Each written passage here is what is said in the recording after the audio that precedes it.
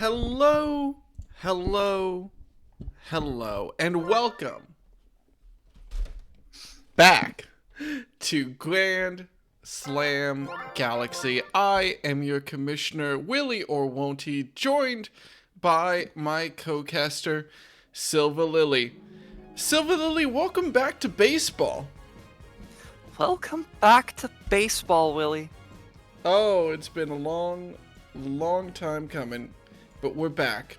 We were always coming back, at least for Playday number 8, the halfway point in our season. Silva Lily, I believe that it'll be a good thing for everyone, including us, if we take a moment to go over the standings. Probably will be, Willie. Probably will be. After the first half of Season 2 of Grand Slam Galaxy, the Flowers led the league standing alone at a 6-1 record. The only team that actually beat the Flowers over the course of the first 7 Playdays is a tidbit that I didn't have fully prepared, but it was actually way back on day 1 when the Monsters beat them, who currently sit at second with the highest run differential in the league. Third right now, the Ron Eggs sit at 5-2 with a plus 15 run differential, and it should be noted, Silva Lily, not only are those the only 3 positive run differentials in the league as it stands right now, but all of them are plus 15 or above. Should we be afraid? Maybe we should, Willie. They've certainly given themselves a commanding lead over the rest of the standings. Move from 3rd to 4th place, and suddenly it is not only a 2-win drop, but a 22-run drop. It's a scary difference, a difference that will need to be made up by our 3 middle-of-the-pack teams. The Infernos, the Wilds, and the Monarchs all sit at a 3-4 run differential, 3-4 win-loss record, but their run differentials tell a different story. The Infernos and Wilds are very close at -7 and -11. The Monarchs sit back at -22 run differential. So, if they want to keep up in the playoff picture, win-loss is looking like the big thing for them to do in the second half of this season. And then finally, in our 7th and 8th slots, as a reminder, Grand Slam Galaxy playoffs. In order to make playoffs, you need to be the top 6 teams. And right now, the Scrambled Eggs sit in 7th, 2-5 with a -7 run differential. And Diddy Kong's Revenge sit at a 1-6 record with a -14 run differential. Silva Lily, what are 2 big storylines from some of these teams that you want to highlight coming into this Playday? Coming into this Playday, well, I do still want to point out the Revenge. I talk about them every single Playday. Gotta talk about the and Revenge. for good reason. They are the current 8th place team in the league with only 1 win. However, many have marked them as one of the scarier teams in the league despite their spot in the standings. Any Revenge game, you walk out of it feeling either team could have won, and it just so happens that 6 of their 7 haven't gone their way. The one game that did, well, it was up against the Wilds, the target of the titular Revenge. See, they are the Diddy Kong's Revenge.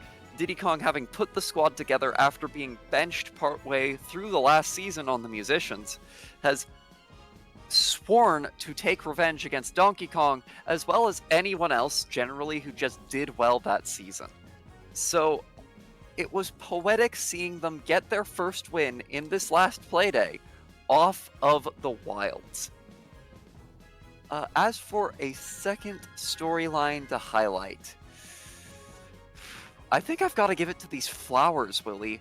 What a turnaround for the team. Unopposed first place after barely squeaking their way into the playoffs last season, and being completely trashed in the Winter CPU Classic. This is a team that has really put in the work to turn their fortunes around, and now with a new slugger that is outperforming his previous season, King K. Rule, they have been able to really establish themselves as one of the top threats in the league. It should be noted for these Flowers that they also went 0-2 in the preseason. Like, they went 0-2 in the preseason, they lost game 1, and then they've stormed back 6-0 to get to that 6-1 record. It's funny to highlight the top and the bottom team of the league. Let's go over our games for today and see where they match up on the scoreboard real quick.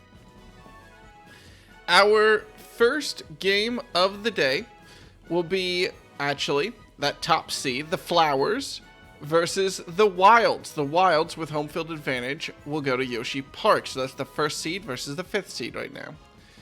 Second game, the Monsters versus the Rotten Eggs, 2nd and 3rd in the league.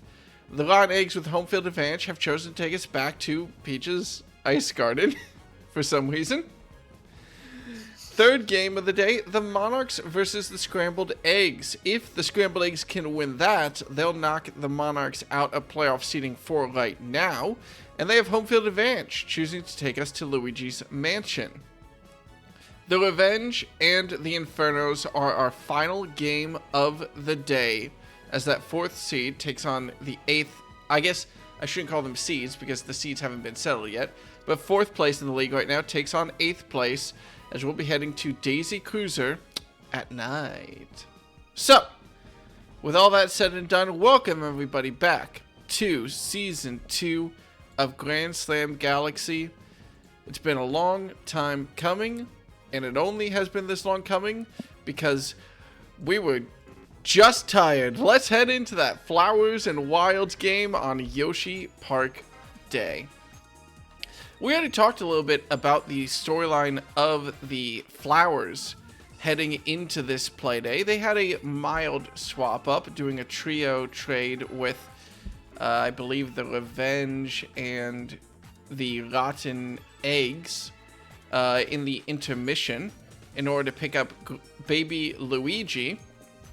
But, Silver Lily, what can you tell me about this Wilds squad? Anything that you want to highlight as they take on the champions of the league at Yoshi Park? For the Wild squad, well, I think everyone is still going to be keeping their eye on Boomerang Bro.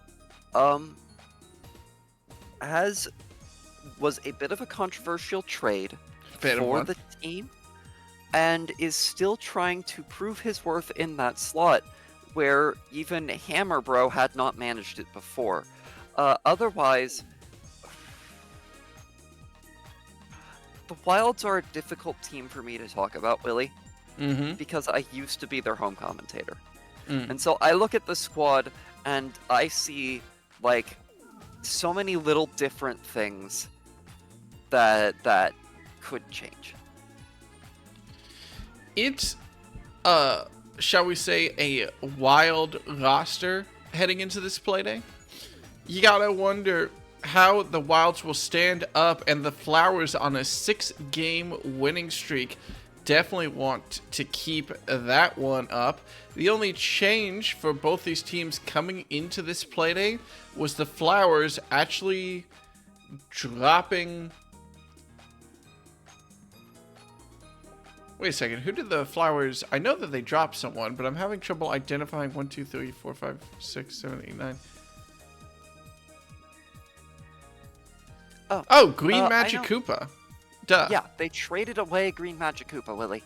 That's my bad. I was looking at it like, obviously Green Magic Koopa is playing, but we will see Green Magic Koopa, just not on this squad. We'll see him over on the Revenge. The Wilds trading for Baby Luigi for a little bit, or sorry, the Flowers trading for Baby Luigi for that extra bit of outfield kick, and we'll see how that treats them. And we will have to see how that works for them. The Magic Koopas were really having their star rise in terms of estimations in this league. The babies, especially Baby Luigi and Baby Mario, have been largely sitting on the bench.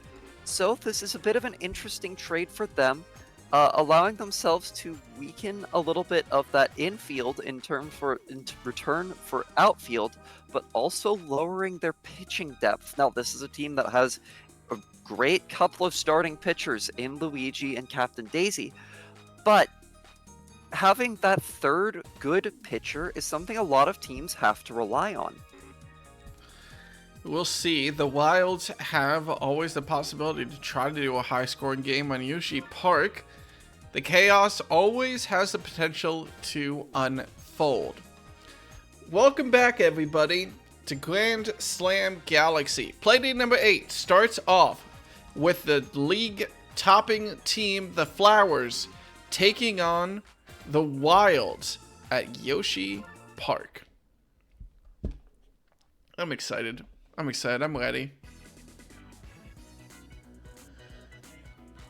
Now all I have to do is hope that it hasn't been so long that we have a player protest immediately to start and then all my momentum is stopped. Oh, my poor heart wouldn't be able to take it. We're good. It has been pointed out to me that K. Rool has actually been their third pitcher more often than not, so things might not have changed for them as much as we thought. Jesus, Daisy. Oh my god. I got a little bit scared. I almost thought we were going to see a pole home run right away. That would have been quite the statement to start. It is a solid hit to center right field, which is good enough for a double after shell support and no train interference. It was really just the shell interrupts Dixie Kong, preventing her from being able to throw it back earlier. The Gray Shy Guy will clean up the hit from Luigi, allowing the quick double play and clearing the bases. I think we can... Are we now looking at Luigi and stripping that title of Mr. Consistency away from him? He really didn't impress as much as I was hoping for back in the first half of the season. It seems like a lot of teams have made adjustments to their infielding that have really hurt Luigi's batting style.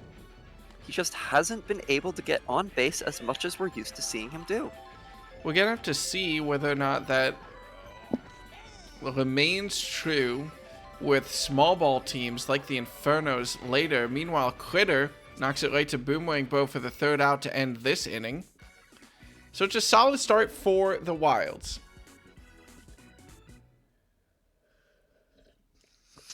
It is a good start for the Wilds. They got through possibly one of the most threatening parts of the Flowers lineup. I wouldn't say the most threatening because K. Rool has yet to make an appearance.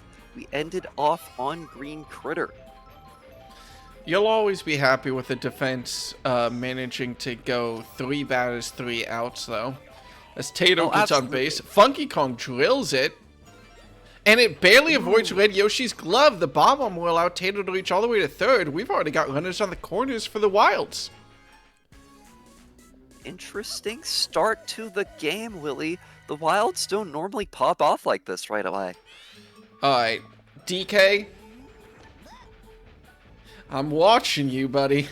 It's been a while since we've seen a clutch DK home run when we need it, and Luigi is teasing the Ape's patience.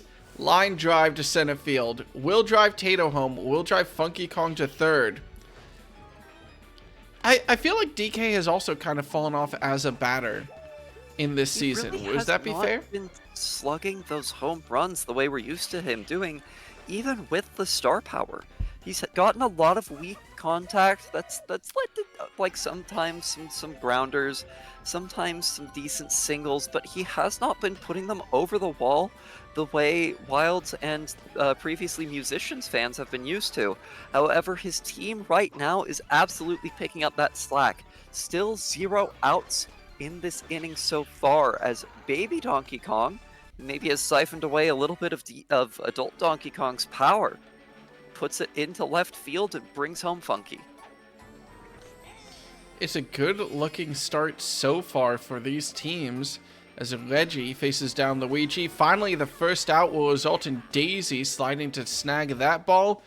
The double play clears off Captain DK at second, but Baby DK safely tags up on first. That should, I was going to say all but halt the offense this inning, but Boomerang Bro can also always do Boomerang Bro things. That's a big pop fly that should be caught by Baby Luigi and Baby Daisy for the third out of the inning. I don't know if that would have been able to be caught by a different pair. I'm not quite certain. Super jump is still a bit of a mystery to me. But that was super catchable. That was, we could tell by the audio of it coming back down. Mm-hmm. It was a good hit. Easier for you than me. It was a good hit, and now it is time for the Flowers to see if maybe they can fire back. Really live up to all the praise I was heaping on them right at the beginning of the game. Here's the man to do it, King K. Rool, showing us why he used to be on Fraud Watch. Yeah, and now Babies and Red Luigi are all that follows in this Flowers lineup, giving... Oh no, I just want to make sure that I did something right. Just want to make sure. Yeah, K-Rool's got star power. Okay. I'm always self-conscious now. Yoshi, okay, actually, hold on. No. Oh, just barely curves foul, but Red Yoshi asking you to take him seriously with that shot. Snags a good single with a hit out to left field. If you were to bet, Red Yoshi would not be the player who I would expect to be the first Flower to get on base, the only Flower to get on base so far, as they will get out number 3 from Baby Daisy's Rattle and go 0 runs in the first 2 innings. Not the team you are expecting to get shut down right at the beginning in this game. Now, I shouldn't underrate the Wilds as an offensive threat. They have plenty of excellent batters on this team. But just given these two teams' history so far, you'd absolutely be expecting the Flowers to be the team that has themselves a 2-run lead. Instead, Shy Guy gets on base right away in the bottom of the second for the Wilds. Dixie Kong with perfect aim straight up the middle for hit number 2 of the inning. And now, just like that, we got runners on first, runners on second. Tiny Kong is Tiny Kong. But if she manages to find a hole in this defense, we're back to the top of the batting order. There is no synergy here for item support, but the Kongs do not need it. Bases loaded now for longtime veteran Tato. Her hit goes straight to Daisy, though, who nails the triple play. The Flowers, looking in a bit of a dangerous situation, clean it up. Funnily enough, it was back in the first inning where Daisy allowed a double, almost a triple play. And in the second, the bottom of the second, she's like, nah. Let's run it back. We got it this time. Train interference is going to come into play here as Dixie Kong gets deflected away. Tato actually able to recover the ball there a little bit earlier. Rolled back under the train. So JC is still on first. However, Daisy has gotten out with a hit out to Dixie Kong in center field. Luigi fielded by Gray, Shy Guy, but the power block might just does save JC's running life there, as the Wilds aren't able to get the ball back to second in time before she tags up.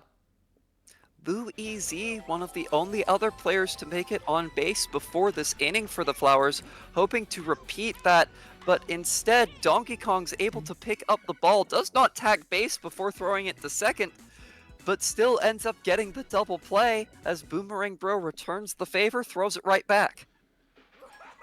These Wilds are looking fiery today after that long break. Might have been what was needed to clear their heads. Funky Kong, though, big hit to the wall, caught by Red Yoshi, leaving Captain and Star DK out on his own. Okay, which is apparently where he shines, pending babies. Babies are pending. That was absolutely a super jumper, Will. That was absolutely a super jump. That was absolutely Baby Luigi being one of the few fielders in the league that could have snagged that one.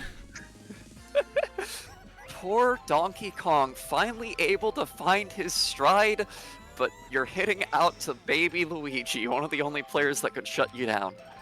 Yeah, defensive threat and superstar, baby Luigi. Well, I mean, that's kind of been the story of Donkey Kong lately, as still consistent on the mound, Luigi finds the strikeout on baby DK. But I was going to say, that's kind of been the story of Donkey Kong recently, was completely shut down by the revenge in their game. Went 0 for, it was like either 4 or 5. Just could not get anything going. Well, Critter not able to find much either off of bad contact, so it's up to K. Rool to open up the scoring for this team. The train interference comes into play just to guarantee a double. Triple-double. It's a double. I wasn't sure based off of where Dixie Kong was standing if that was over the wall or not. Tiny Kong definitely wasn't threatened. But now Baby Luigi has to bring in K. Rool. Won't! Funky Kong with the quick reflexes snags that one and secures the double play to keep the Flowers scoreless through 4. The Wilds maintain a fragile 2-run lead after no one is able to put major points on the board. Despite all the train interference, this is one of the least Yoshi Park games I've seen from Yoshi Park in a while. Yeah, and it's a good game. Funny how that works. No, different people have different metrics. Yeah, some people have good metrics, and some people like Yoshi Park. Are you? Lag is what really got you there. If it wasn't for the lag, you would have gotten that one. Meanwhile, two quick outs against the Wilds. Gray Shy Guy will successfully reach first base. It should be noted that that was Boomerang Bro and who was it? Reggie falling quickly. So now the weaker batters. Gray Shy Guy? Yeah. Gray Shy Guy continues to be a reliable batter, has no synergy on the team whatsoever, but has still been a good fielder and position player. The Shy Guys have really they've really shown just how weirdly good they are at, like, second base. Funny enough, no one plays them shortstop, but second base, they're amazing players. My mistake, Shy Guy does in fact have synergy with, I believe it's Tiny Kong. Yes, after... But it's not used in that way in the lineup.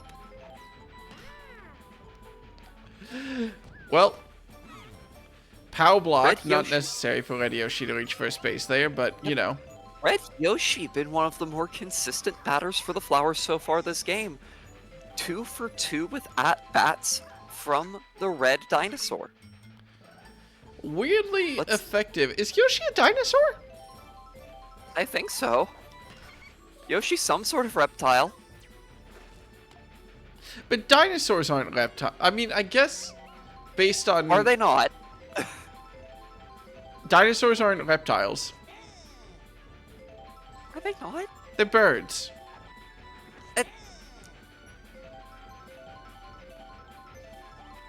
I suppose that's true. That was the exact same reaction I had. Jurassic Park lied to me and I was very upset about it. However, before the public was commonly educated about dinosaurs was when Yoshi was discovered. So that might have been the influence. I mean, that definitely is the influence. Meanwhile, Red Yoshi's driving home. A mistake from Dixie Kong gives enough time for Red Yoshi to make it home. If that first attempt at a buddy throw had worked properly, I think he would have been cut off on the way. Tato has quite a throwing arm with a little bit of moral support. But instead, the Flowers are able to find their first mark on the scoreboard here in the top of the 5th. To remain on as the end of the daisy chain was able to make it to second and third. Mr. Consistency is consistent in a much more negative way this time. As Boomerang Bro does his defensive job and reels that in. A quick hit out to Gray Shy Guy from Lou EZ will leave the two daisies stranded, and the Wilds maintain a 1-run lead going into the bottom of the 5th. they need more runs on the board. 2 runs was a fragile lead. 1 run is a lead teetering on nothing. And as Tiny Kong quickly gets out, they're back to the top of their batting order. And it comes down to Tato, Funky Kong, and hopefully this inning Donkey Kong to find that score. But a bobble from Critter. Bobble. No, Willie, this game has really been a defensive showcase, and I know that's funny to say right after watching a defender make a bobble, but this game has really been a defensive showcase, and while you commonly expect that from the Flowers, we've been lauding their defense for 2 seasons now. You don't really expect it as much from the Wilds, and yet the Wilds have been doing a better job of it so far. Well, unfortunately for the Wilds, their offense doesn't come alive as DK also fails to find good contact, grounds out, and it's Critter and K-Rool. If the Wilds want to prove their defense, they'll need to shut down the Critter K-Rool combo again. Well, that's a good start. Critter getting caught out in left field by Tiny Kong, but can K-Rool really be kept quiet for 6 innings? We'll have to see. Charge up. It's a good hit. There's not a chance of stopping a hit like that. When it's off to one of the sides instead of directly down the center, there's less time for the ball to fall back towards the earth, making it harder for a buddy jump to catch a ball with a trajectory like that. And just like that, the Flowers have tied this game back up in the top of the 6th. The Wilds also just went through their star batters of DK and Funky Kong. I realize I should probably use a different adjective there, but they're great batters of DK and Funky Kong. So it's going to be a while before we would expect them to put offensive pressure back up. They clean up the inning off Baby Luigi and Red Yoshi, but first at bat for Red Yoshi that doesn't end with him on a base. Maybe feeling the pressure off in a tie game. All the Flowers really need in order to seal this one is get, well, K-Rool back up on the mound, and he's guaranteed to see play at worst in the 9th. The shell ultimately doesn't do much by hitting Baby Daisy there.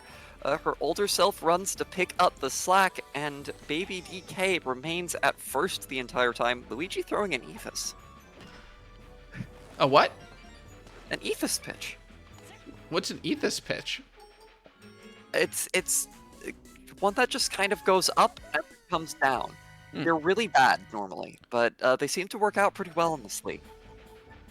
Favorite pitch of the Shy Guy. Well, Boomerang Bro in a very clutch position here with 2 runners on. Nails it straight to Lou Easy, who falls on the bag, and the Flowers get their second triple play of the game in such a clutch moment. We now head into the 7th, and the Wilds need to not just play good defense, they need to play incredible defense and make sure that the Flowers repeatedly go 3 batters, 3 outs if they want to stay in this game.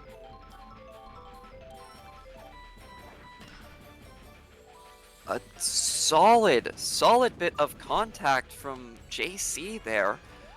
No interference means that's just an honest single out to right center field. Now we will see if Daisy can finish the daisy chain's work. Starts off by fouling it away, settles for a slap, but Boomerang Bro reels that one in real easy and sends it back to cut off JC at first. It'll be a double play, and the game remains tied, heading into the bottom of the 7th. All right, everyone, 7th inning stretch, and it's over. 7th inning stretch. Put your fingers up and put them back down. We're done. Gray Shy Guy, though, also, I think for the first time this game, gets knocked out, maybe? I believe so, Willie. I believe so. Dixie Kong slaps it straight out to Daisy, and now the Wild's in kind of an awkward position. If Tiny Kong gets a hit, and then Tato gets out immediately, that's not great. you almost kind of want Tiny Kong to get out, or you kind of want DK to... Well, it looks like it'll be Tiny Kong getting out. Train was not going to mess with that one, and with no synergy, there was no chance of item support. Okay. They will be starting in the bottom of the 8th with their leadoff batter, Tato. But first, they have to make it through the second batter, and third and fourth, from the Flowers. If Luigi gets on base and Critter gets on base, then the Flowers have the chance to seal this thing in the top of the 8th. Luigi wants more than to get on base, but this should be a routine outfield play. It is. You always get a little bit scared that the outfielders will decide not to actually play baseball. But in this case... You also had to worry about the PAL block there, but as usual, they just don't try and break up the outfield play at all. Instead, let it go through. Alright, if the Wilds can get out Critter here, that's massive. If Critter gets on base, that's a massive problem. First attempt goes foul. Second attempt, Reggie's still pitching from the top, by the way. Both these pitchers with great stamina. Critter will get on base with a pipe hit. The pipe actually didn't really matter much because it sent it right to Donkey Kong. Yep, alright. Didn't really disrupt fielding all that much. Here's where we gotta watch it. That is also Critter's first time on base this game. K-Rool settles for a slap. And a relief, a wave of relief, shoots through any Wilds fan's veins as K-Rool doesn't go for an almost game-sealing home run. Baby Luigi quickly grounds out, and the Wilds, they've got DK coming up this inning, no matter what. It's the bottom of the 8th. The Flowers are about to enter the weakest section. They're in the weakest section of their batting. I'd say they have just arguably passed the weakest section. Baby Luigi is the sole holder of the weakest section after how Red Yoshi has been performing today. Okay, Funky Kong, Donkey Kong. Tato grounds out. Funky Kong hits a good hit out to right field to get on first. DK, don't make me put you on Fire Watch, man. You need a home run to put your team in this game. He has honestly been staring down the list recently, and a weak grounder like that moves him just another step closer. We're heading into the 9th inning, tied game. The Wilds haven't scored since the 1st, and the Flowers have also had a lot of trouble putting numbers on the board, which is unusual for them. I honestly was not expecting this game from these two teams, Willie. I don't know if anyone was. Well, Red Yoshi gets back on base like we should almost expect him to at this point.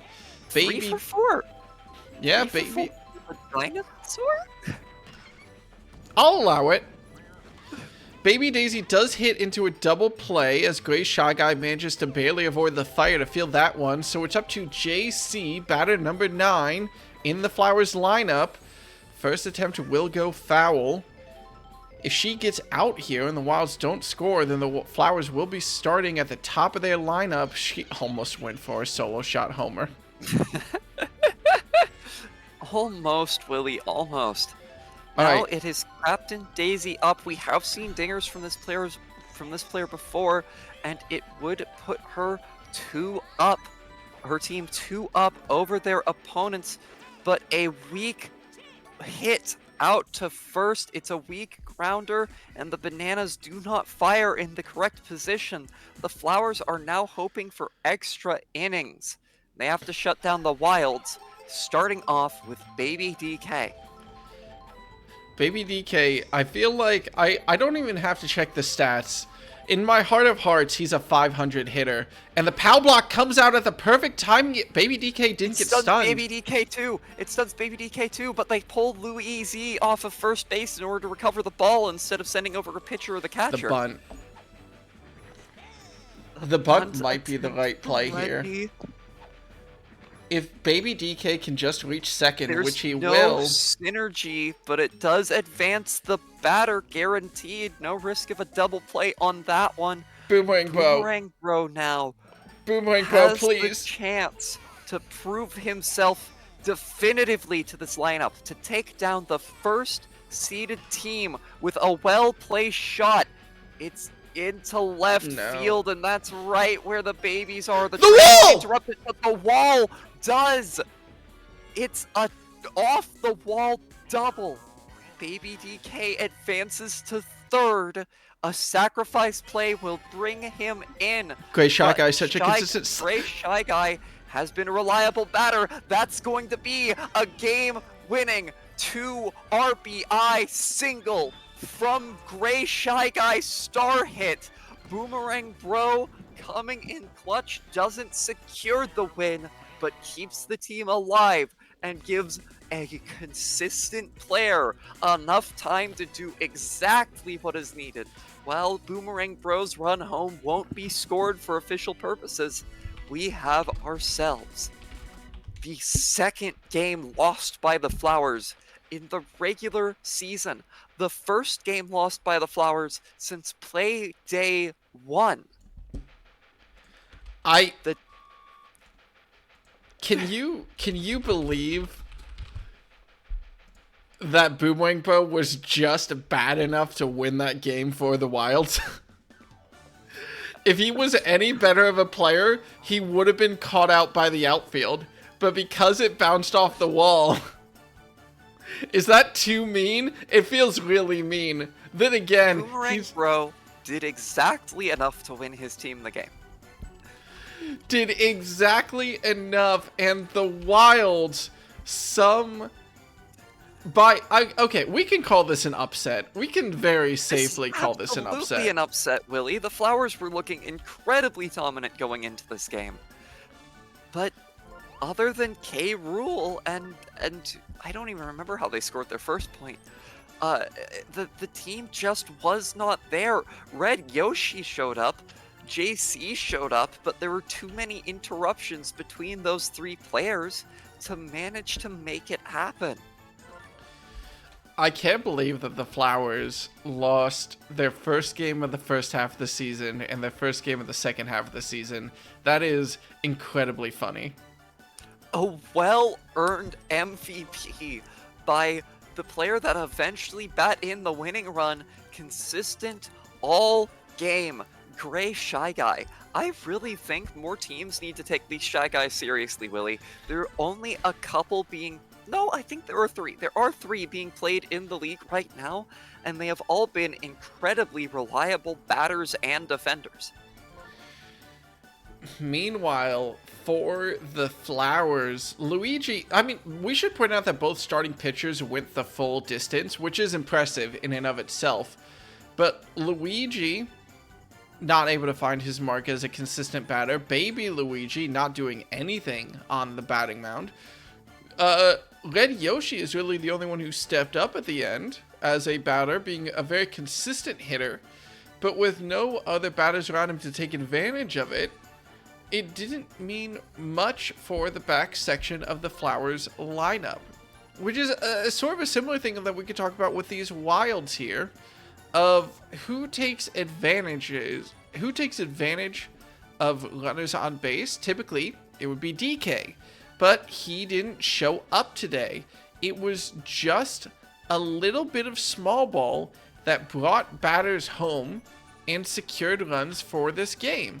I mean, despite in inning one, where I think DK drove in Tato for the first run of the game off a small hit, like, still not the role that we expect from him. We expect him to be a big home run hitter, but he comes in for the Wilds here and just does barely enough to overcome the Flowers in a 3-2 barn burner scoreline. I'm still reeling a little bit because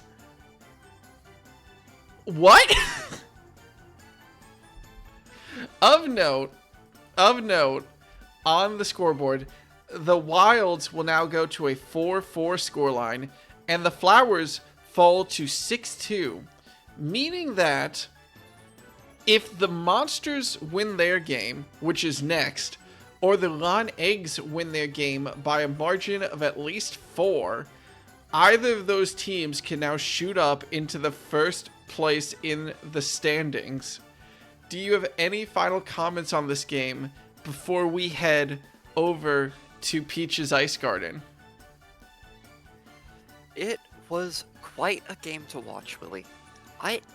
We almost never see scoreboards that low in the Grand Slam Galaxy League. Almost never. I wonder what the 3-2. record is for the lowest scoring game in Grand Slam Galaxy.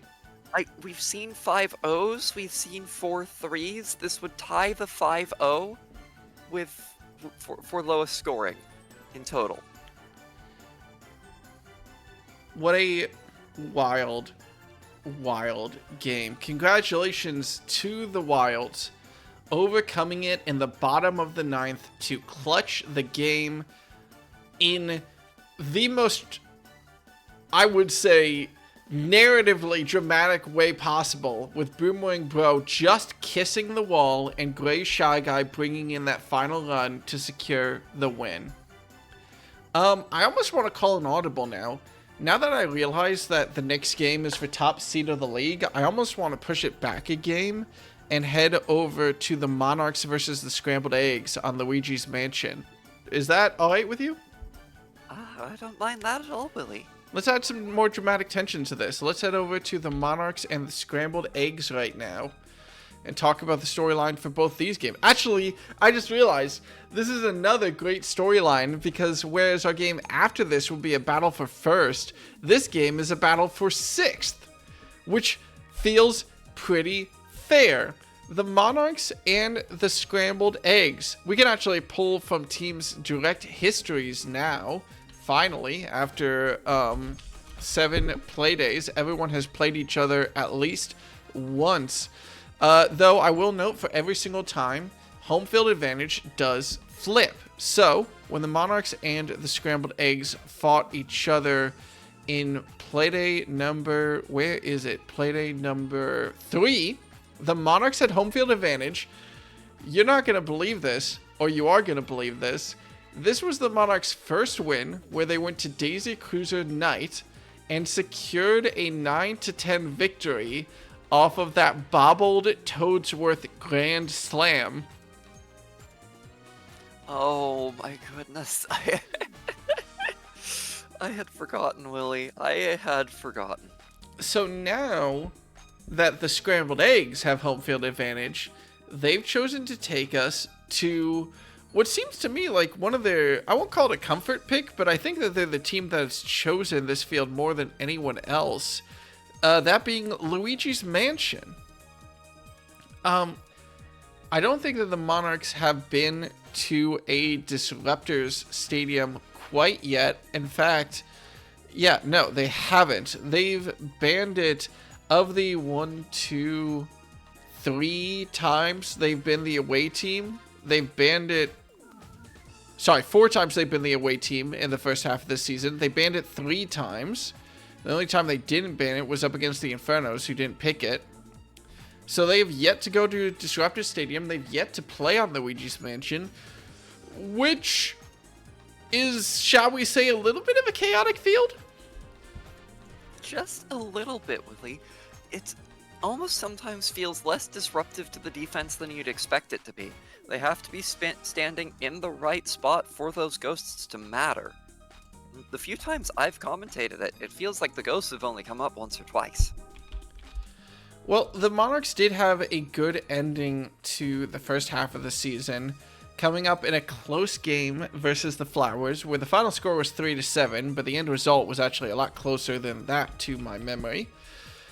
So, with neither teams making huge adjustments, the Scrambled Eggs, of course, bringing King Boo over to the starting pitcher role, but that happened before, I believe, in Playday number 7. I believe that happened first for the game against the Monsters, Willie. Yeah. Okay. Yeah. Yeah, so that was the last Playday. So, we're going to have to see how both these teams perform on a little bit of a more chaotic field. The Monarchs needed a bobbled Grand Slam in order to secure a win with a margin of 1 over the Scrambled Eggs in their first face-off back in Playday number 3. Now that we're on Playday number 8, Scrambled Eggs, home field advantage, take us to Luigi's Mansion, and we're ready to start off game number 2 of Playday number 8 here in Grand Slam Galaxy. Oh, I screwed up. Here we go. Wait, Right. I forgot to verify the teams. Shoot. I'm super paranoid now. You have no idea how happy I am now that I know that I can just hit a single button and load up the playdays. It makes, check out the players. It makes this so much easier. Regardless, everything is looking good. The Scrambled Eggs actually have swapped up their lineup considerably after the game against the Monsters. So it's going to be fun to see whether that new batting lineup brings new power to this Scrambled Eggs lineup. Is the star power supposed to be on Yellow Yoshi? Yeah, I think so. Okay. I vaguely remember that there were 2 teams that messed up their star power on the roster page last Playday, but I don't think the Scrambled Eggs were one of them. Were they? No. I'm just trying to track in my brain because I know that there were a couple of times last Playday where coaches messaged me like, wait. I screwed up my roster page, but I don't, for some reason in my brain, the Scrambled Eggs were one of the ones that did it, but no, they're all good. So apologies for that, and apologies for my mild delay while I make sure everything is all good. We're all set to go. The Monarchs take on the Scrambled Eggs in a, well, can they actually win it? Or do they need another bobbled Grand Slam? Game 2 of Playday number 8 starts right now. We will have to see, Willie, and it will start us off with the Monarchs themselves. The field of Luigi's Mansion is honestly still pretty tight, Willie. I don't think it's quite, it's definitely not Wario City dimension. I don't know if it's quite Mario Stadium dimensions, but it's still a pretty tight field, so a team with a good set of sluggers could still have a good time aiming for those home runs, but we're far less likely to see something like that bobbled Toadsworth Grand Slam. Especially with the higher walls. That would have to be a absolute play of the century in order for that to happen here. The second batter for the Monarchs is the first to get on base as Narissa manages to hit up the center line for a good single. I also want to point out, it feels thematically appropriate to have King Boo be the starting pitcher on Luigi's Mansion. I quite like that. I just think it's cute. We have now twice seen a Boo being a starting pitcher on Luigi's Mansion, 3 times in fact. It's cute. Because Boo started both times that the Infernos have been here. Well, 2 runners on, but Blue Noki's bat is what will take them off. The Monarchs show some decent small ball to get 2 hits to start this game. But they'll be chased off the field in inning number 1 with no results. I'd say that a big question mark for the Scrambled Eggs. King Boo surprisingly tires very quick. So we're going to have to see how he and how long Yoshi can survive in this field. I think we all remember the legendary preseason game where we went through pitchers like Rotisserie Chicken. As the home commentator for the Infernos, I remember it pretty well, Willie. Regardless, PD Purana, despite shell assistance, just too slow to get on to first with that hit. And now Blooper, pushed up to second in the batting lineup, has to take responsibility to try to be the first hit for the Scrambled Eggs in this game. Slaps it, but no, Blue Pianta easily fields that for out number 2. It is now Wiggler that'll take his shot on it. Watches the first one. It is a strike on the inside. A charge up attempt from Wiggler, but good plate discipline. Sees that that one is clearly a ball And a decent slap will carry him over to first, sends it up the center, fielded by center fielder Toadette. And that will bring King Boo up to the plate. Another charge ball. Gonna try and find this one right away. It's headed right to the back. The Toads are in position, and it is a buddy jump catch that will stop the Scrambled Eggs in their tracks and bring an end to the inning. Yeah, I was going to start making comments for Wiggler, whether or not we should upgrade him from Mr. One-Sistency to just Mr. Consistency, as Luigi continues to struggle in this season. Regardless, Blue Pianta, quite a consistent player themselves, up against King Boo to start off the second for the Monarchs. Beautiful dive from Petey Piranha. Dive by Petey Piranha. I gotta say, after watching Petey Piranha's performance in other leagues, you gotta give him credit. He might be that star shortstop, and now that he's actually put into that role, I'm gonna be watching him with great interest to see how he performs and whether that dive will result in more astounding plays from us. Blue Toad going for a steal. Okay. I think what happened there was Petey Piranha was not back up yet. Yeah, that took me a second to realize, but no.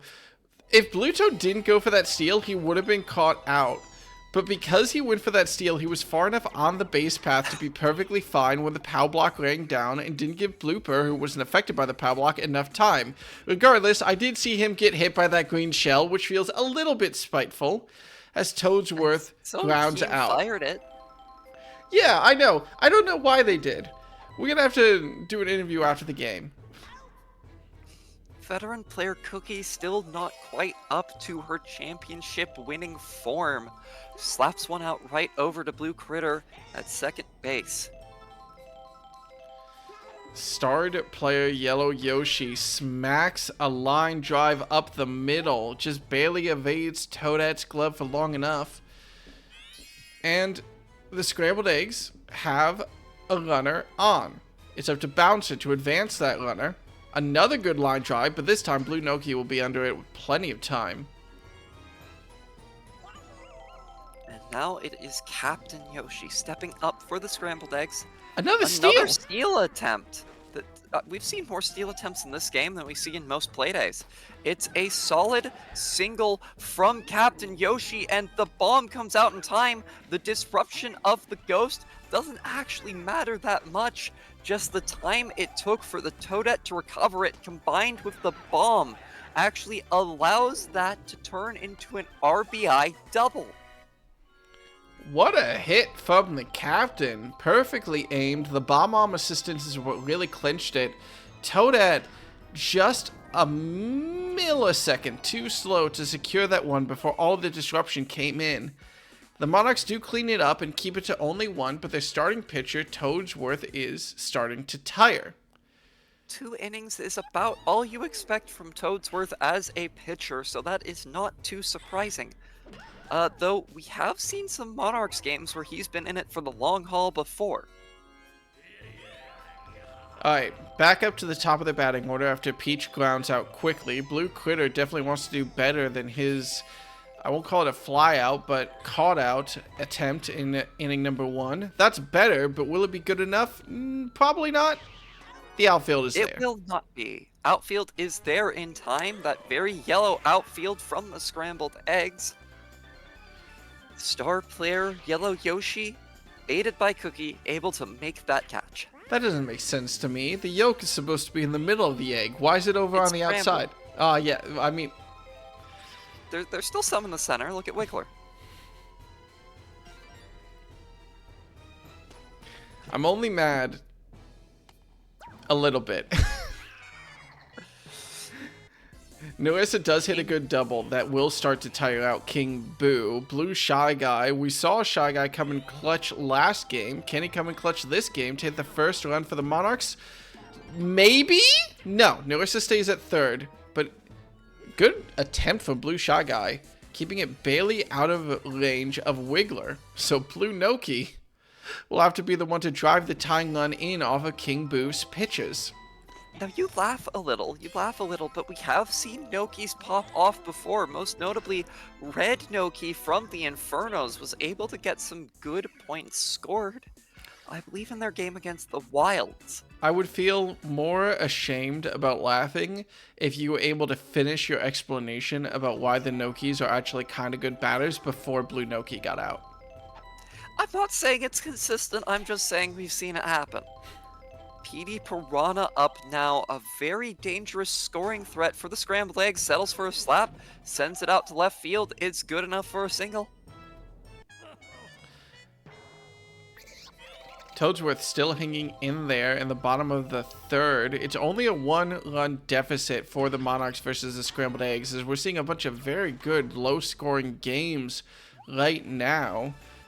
Blue Critter successfully catches the hit and throws the first for the double play. Another instance where PD Piranha just isn't fast enough to tag up before danger comes a-calling.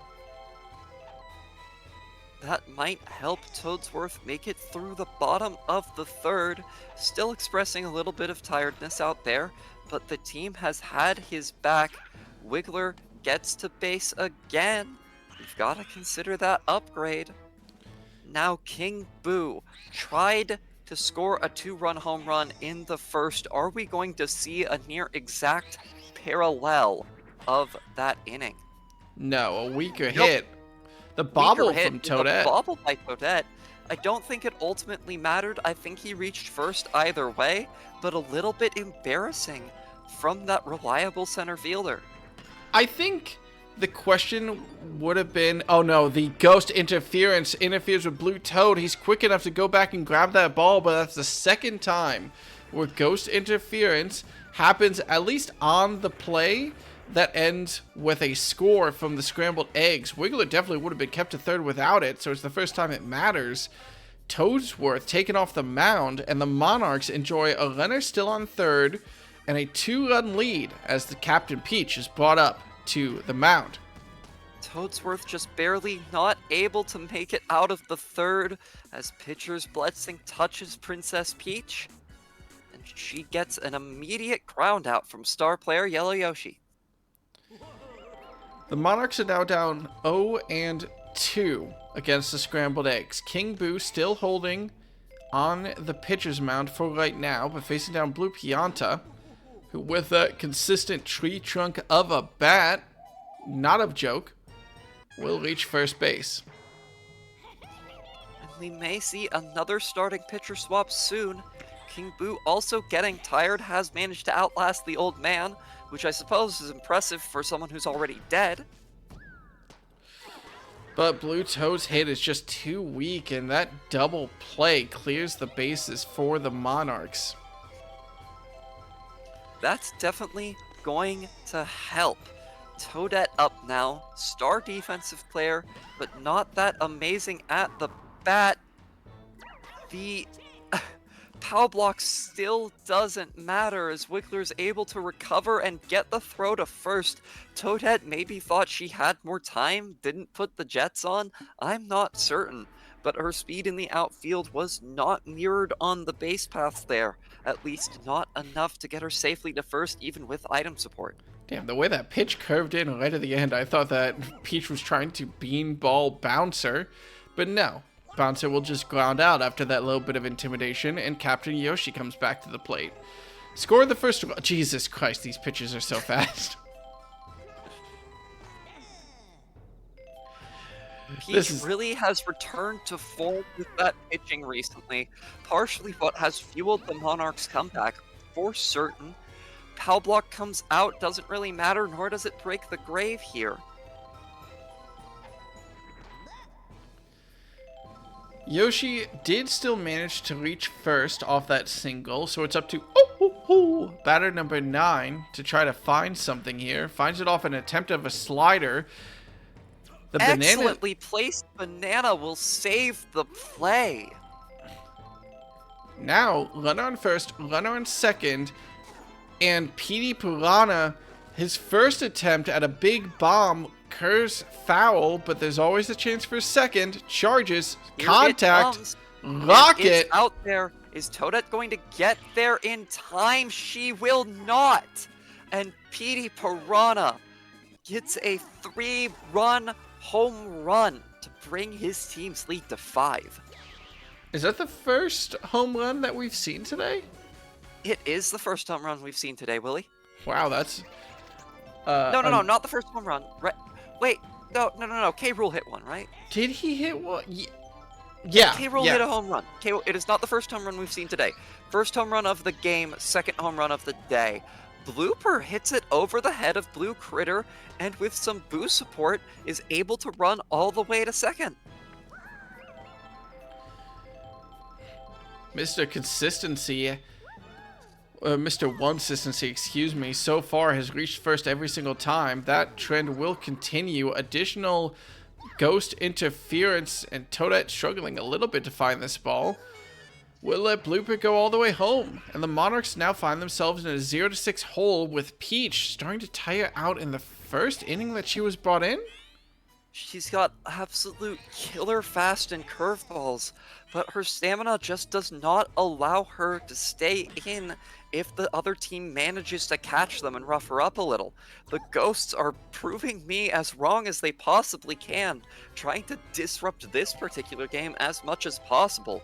Runners on the corners now for Scrambled Eggs as veteran player Cookie steps up. It's a ground out into a double play, and while Wiggler does make it to home plate, it doesn't matter if the runner doesn't touch first base safely. So the Scrambled Eggs continue to dominate this scoreline now with a 6-0 lead in the top of the 5th. Toadsworth will, I had to speak slowly just in case, but yeah, does successfully tag up on first, and King Boo continues to last on this mound. Peach has not been a very consistent hitter, so we gotta watch to see what she's able to do against this revitalized Scrambled Eggs roster. Turns out, not much. Quick hit to Wiggler, secures the double play and clears the bases for the Monarchs. First pitcher change for the Scrambled Eggs of the Playday will bring in Captain Yoshi. Now, after Captain Yoshi has tired in the past, the ensuing mix-up, the ensuing switch of who comes in has spelled trouble for the Scrambled Eggs in the past. The relief pitcher. My brain is not working and my vocabulary is non-functional. Anyway, it's caused problems. It's caused problems for them before when Captain Yoshi has stepped off the plate. But they definitely have the advantage in this particular game's pitching situation with their starting pitcher having made it 4 2/3 innings. It doesn't help this Monarchs squad if their star pitcher fails to go the distance here. 0-6. These fastballs are deadly, but, well, she's forcing weak contact off the first 2 pitches. That's 2 outs.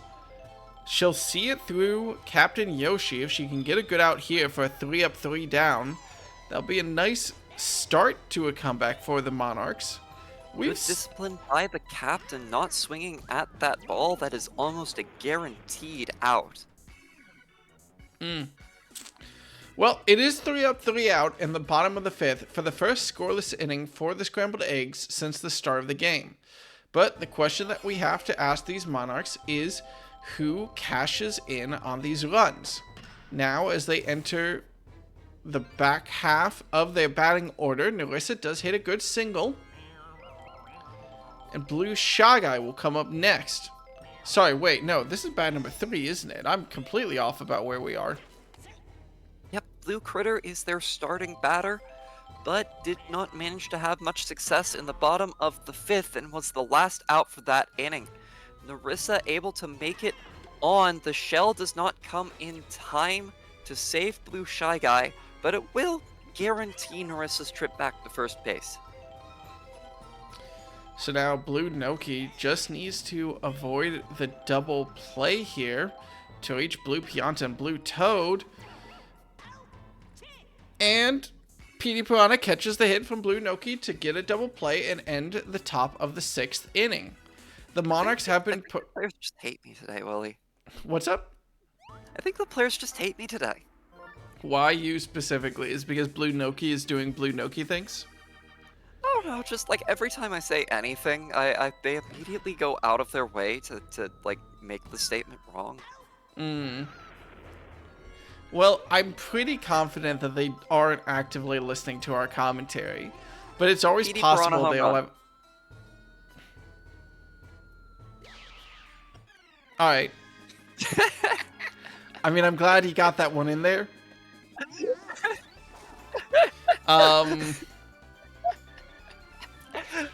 Okay, we're good. We're good.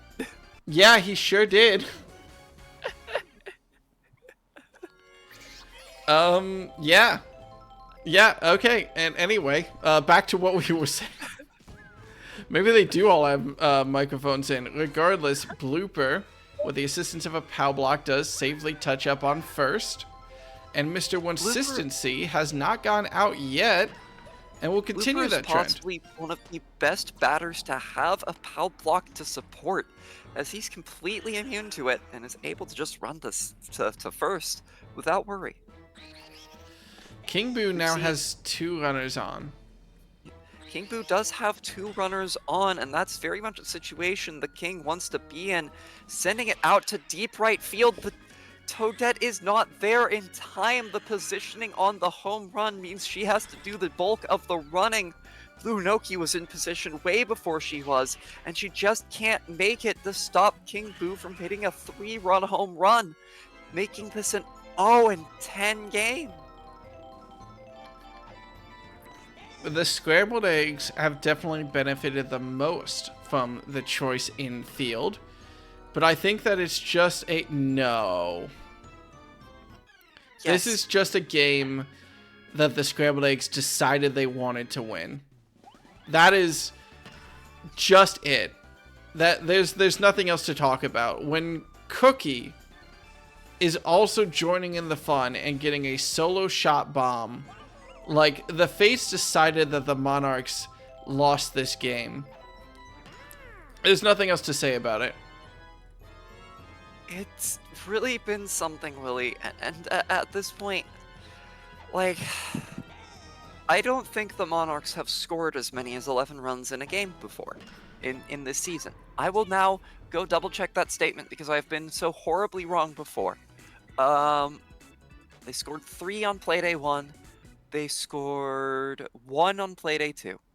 They scored 10 on Playday 3. 7 on Playday 4. 6 on Playday 5. That's 26 runs.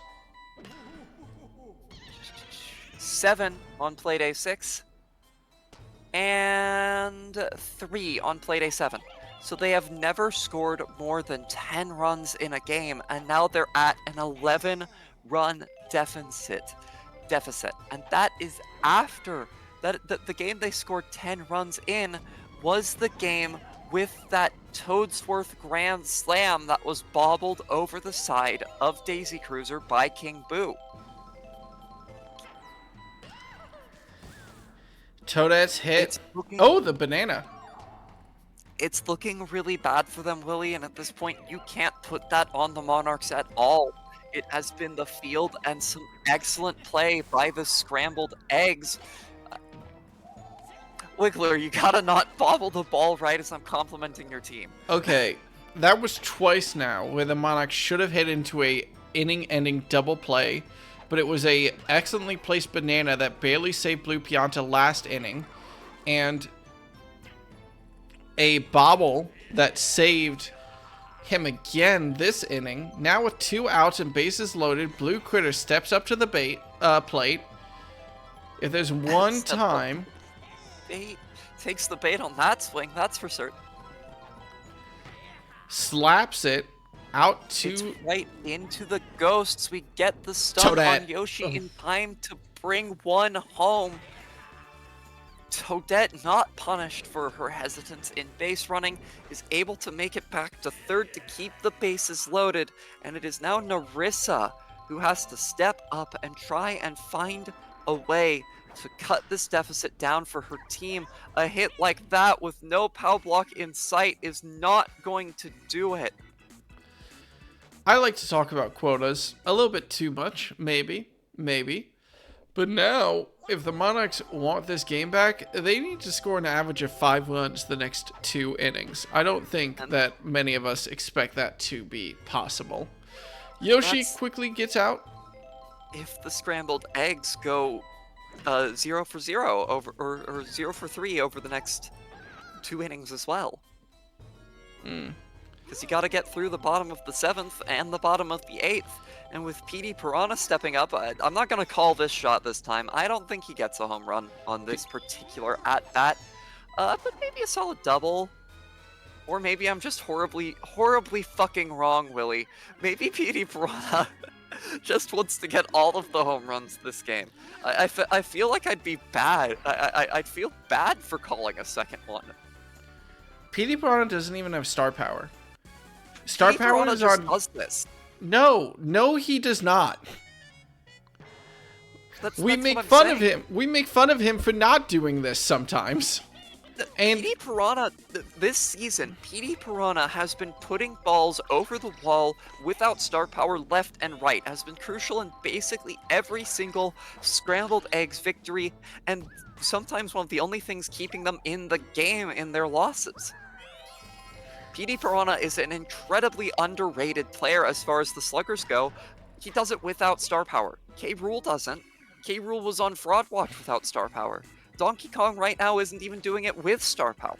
PD Piranha without star power hit 3 home runs in his last 3 at-bats. It's not even Wario City. It's not even like a small field. This is not a moment where I will accept praise for PD Piranha. I will accept befuddlement. I will accept confusion. I will accept amazement. I will not accept praise. He does not do this. I think you need to look back at those scrambled egg scoreboards, Willie. I think maybe go back and watch the VODs a little bit, because PD Piranha's been like this season. Well, Blue Pianta knocks themselves out, so the Monarchs will enter the top of the 9th with at least a 12-run deficit. The Scrambled Eggs are at 5 home runs so far this game. 3 off PD Piranha, 1 off King Boo, and 1 solo bomb from Cookie. Can they increase that number? Well, King Boo certainly wants to, but the first attempt will go foul. 2 strikes on the board. We typically see batters settle for slaps there, but no, King Boo keeps wanting it more. Though this... And gets it! Despite the buddy jump, had a high enough trajectory on that ball. You do not see that often, not from an unstarred slugger and not from King Boo. 14 runs for the Scrambled Eggs. This cannot stand. This just cannot stand. That's 6 home runs off of no starred players for the Scrambled Eggs, who also have locked down their defense on Luigi's Mansion. We have to figure out how to... I thought that was going to be a ground rule double for a second. Is that an in the park home run? No, Yellow Yoshi stops at third. Triple. As opposed to...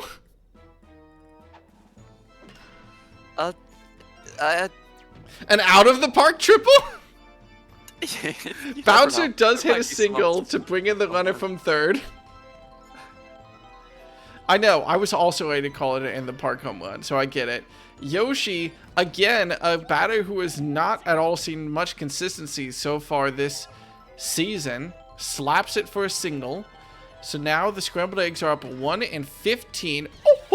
Finds another hole in the defense, and Boo assistance will let Bouncer touch home. That's now a 15-run lead for the Scrambled Eggs. And PD Piranha... I just have to point something out here, Willie. If this continues, the Scrambled Eggs are not only going to take the win and move into 6th place. they are not only going to move themselves to a positive run differential, but they right now are angling for a +9 positive run differential, right? They're, sorry, +8, +8. Finally, Because we'll they're have at a -7 right now and they're 15 up. Finally, we'll have a fourth team with a positive run differential again in Grand Slam Galaxy. Well, down 15. Blue Toad is helped out by a power block to reach second in time. We don't usually see that in Grand Slam Galaxy. Toadette up, knocks it, evades Blooper's bat. Solid shot. It's going to be enough to bring Blue Toad in, so it will only be 14 runs ahead so far, which will essentially inverse the run differential for the Scrambled Eggs. If no further runs are scored. They're at -7 right now? They're at -7. That would be convenient. All I have to do when I update the stats is just add a single line and they'll go from -7 to +7. Toadsworth breaks the streak, caught out and right field by Cookie for out number 1. I don't think Peach has gone on base so far this game.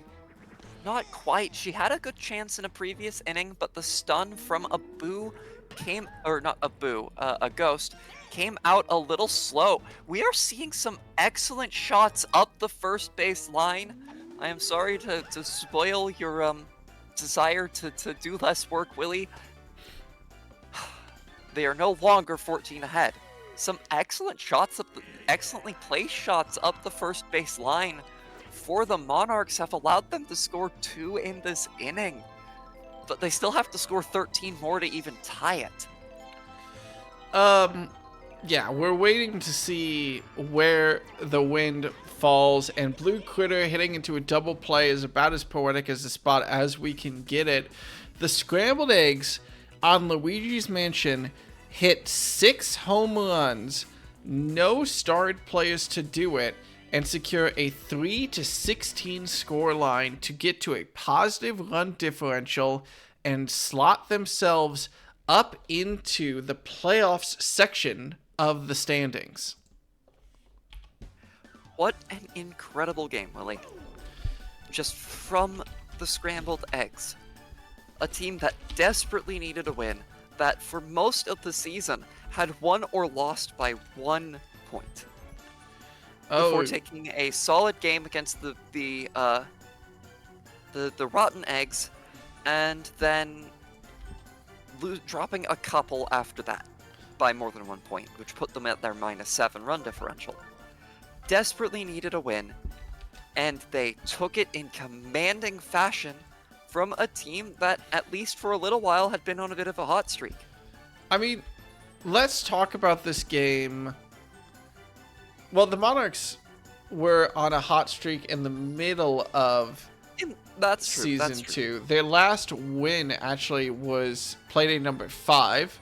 So this is now a 3-game losing streak for them. They lost 2 games, won 3 games, and now have lost the last 3 games. So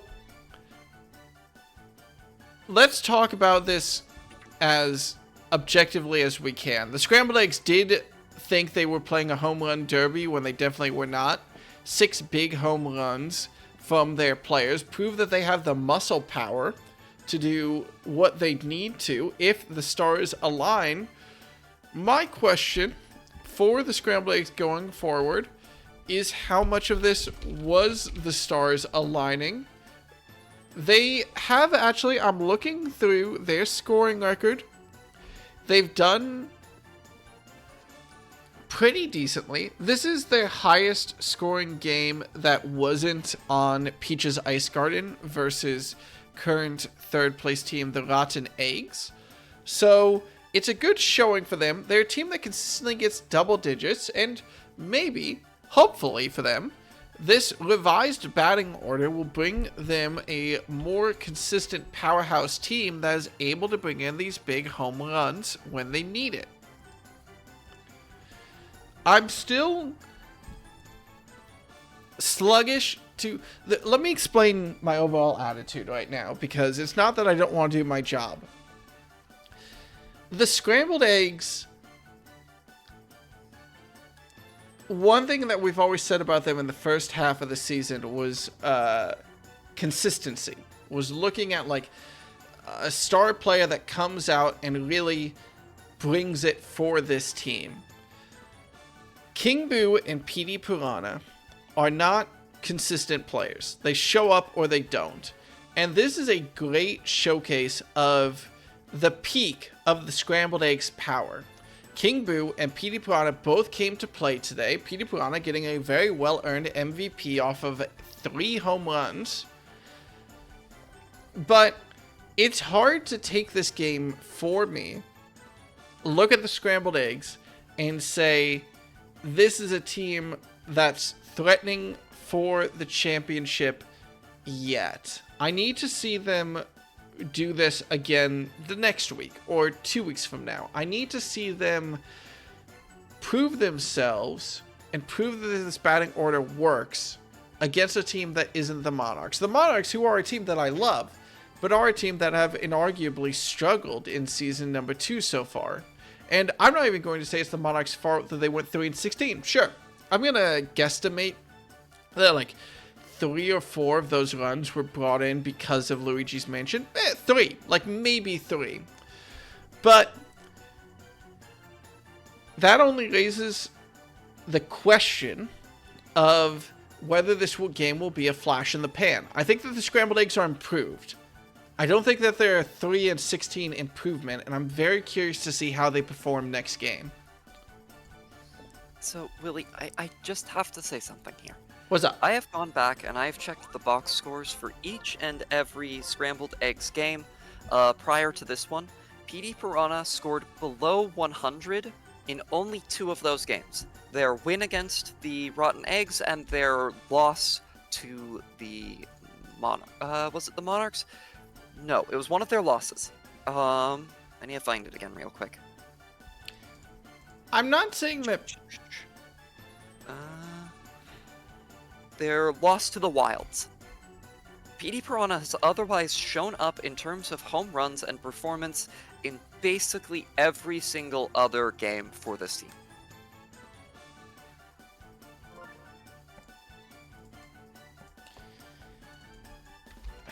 Maybe it's vestiges. I'm forgetting how to pronounce that word. Maybe it's remnants of season 1 PD Piranha performance that is like causing this gut feeling that I have to downplay this performance.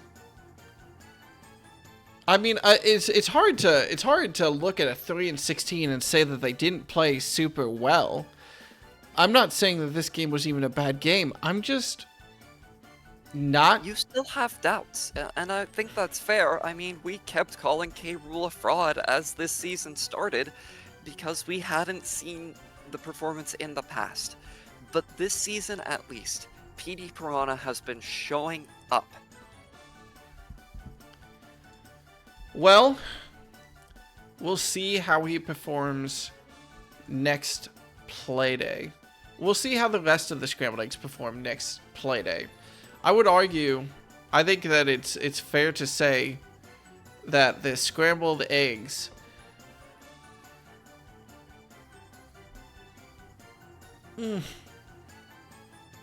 I don't know. I'm just looking over their score records and something doesn't feel right to me, but I'm not able to nail down what it is. Like, I get going back and looking over the stats and being like, PD Piranha has a high box score. I get PD Piranha performing well, especially after a very dismal home run performance from K. Rool and DK kind of set low expectations. And then PD Piranha came in and was like, hold my watering can.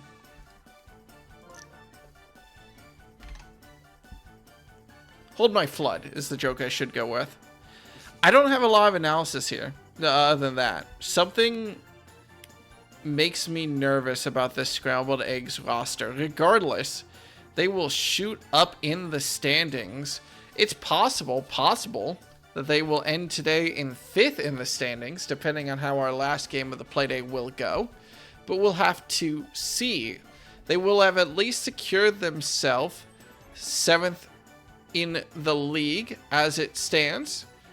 And for now, that is where they will sit. We will see where they move. Sorry, 6th in the league as it stands. We will see where they move 2 games from now.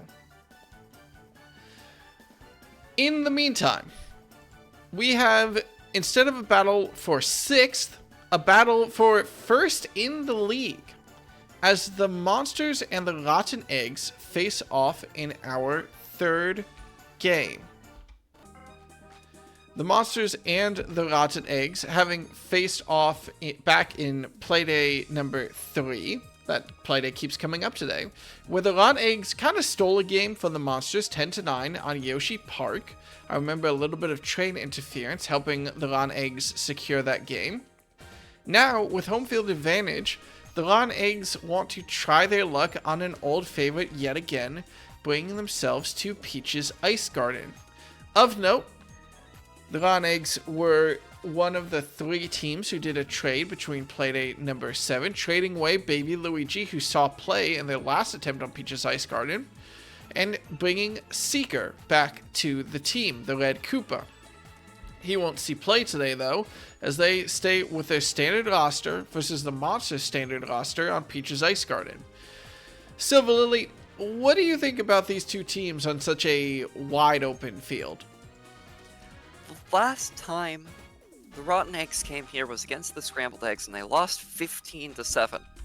Honestly, after a thumping like that, a lot of teams would never, ever attempt to even go back to that stadium.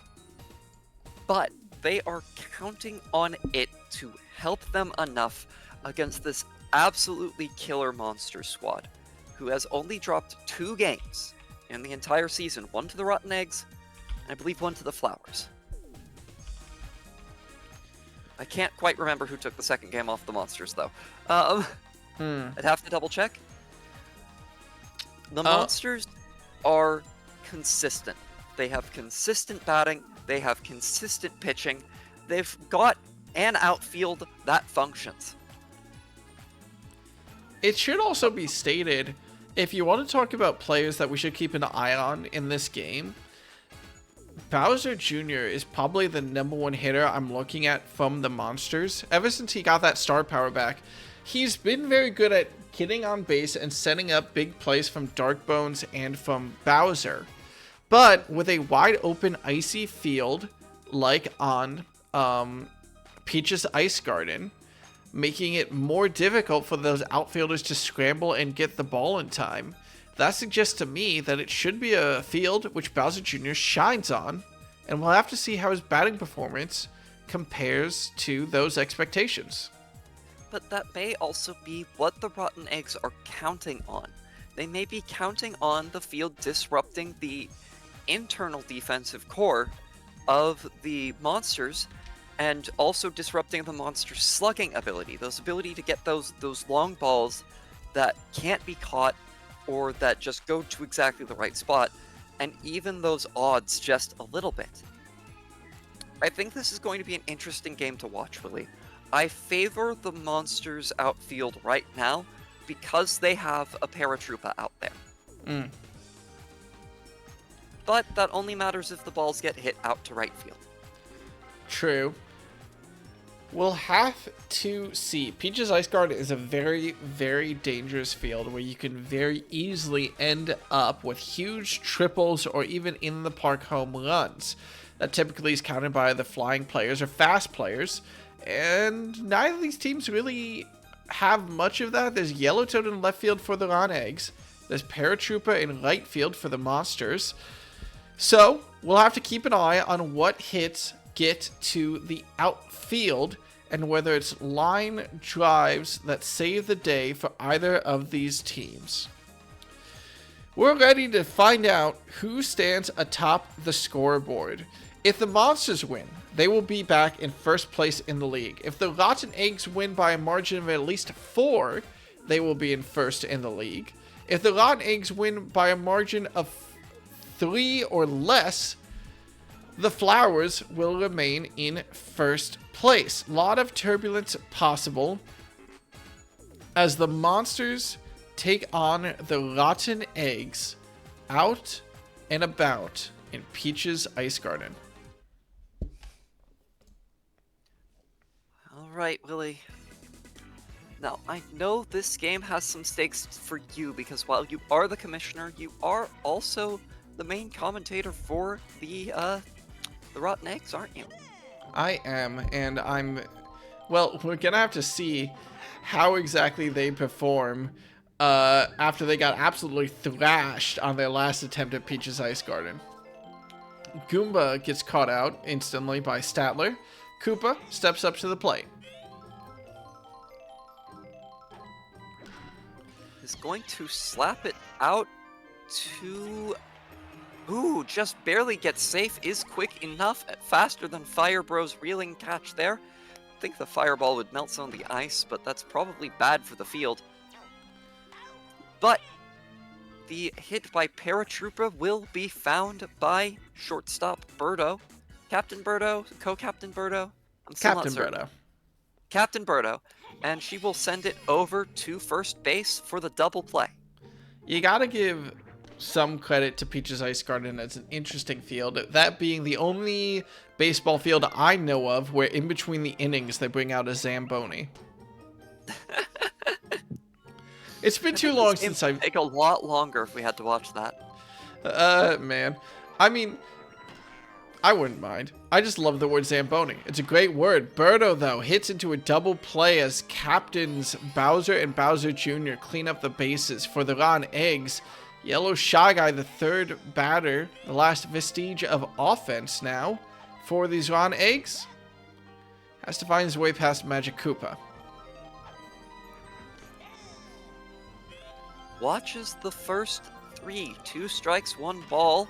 He's gonna take a swing on the third, but just grounds out over to Bowser Jr. at shortstop.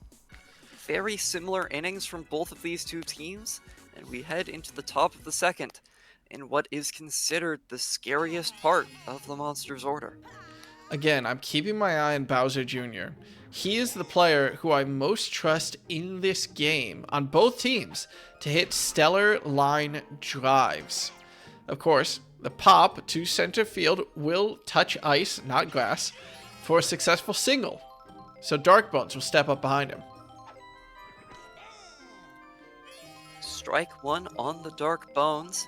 Are we going to see a swing on the second hit? We do. The team is able to get under the ball in time for the out. Bit of a weak throw from Toad, but it doesn't really matter even with the banana disruption. Bowser Jr. is forced to stay at first. Do you think Bowser's... Oh, he's stealing! He's stealing! Big hit from Bowser will go foul, though. And that foul actually forces Bowser Jr. back to first. That is the third steal attempt we have seen in as many games, Willie. Bowser's hit goes deep, but Peach's Ice Garden, with the biggest dimensions of any field in this game, stops Bowser's hit and keeps Bowser Jr. on first with 2 outs. Now it's Magic Koopa up. And I think that's what the Rotten Eggs are relying on here. The field dimensions giving them enough time to react to the Monsters' power hitters and really shut down that offensive core that has relied on 1 or 2 getting on base and then a ball being put over the wall. Now we'll see whether or not it hurts them here, as some of their power hitters are coming up. Wario now. Big pop fly out to right field. The ice does interfere with Paratroopa, but Koopa the Quick fast enough to get under that one. Paratroopa just could not catch a break there. Got froze again right as we were moving back to home plate. This is kind of the aspect of this field that the Scrambled Eggs were able to take advantage of on their great performance on this field. I don't think anyone has played on this field since the Scrambled Eggs versus the Rotten Eggs.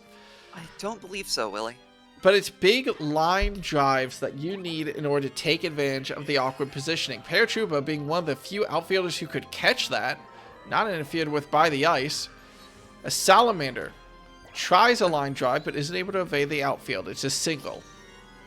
It was honestly still a pretty solid line drive, heading past Bowser, who did dive for it, and touching ground before it reached the outfield.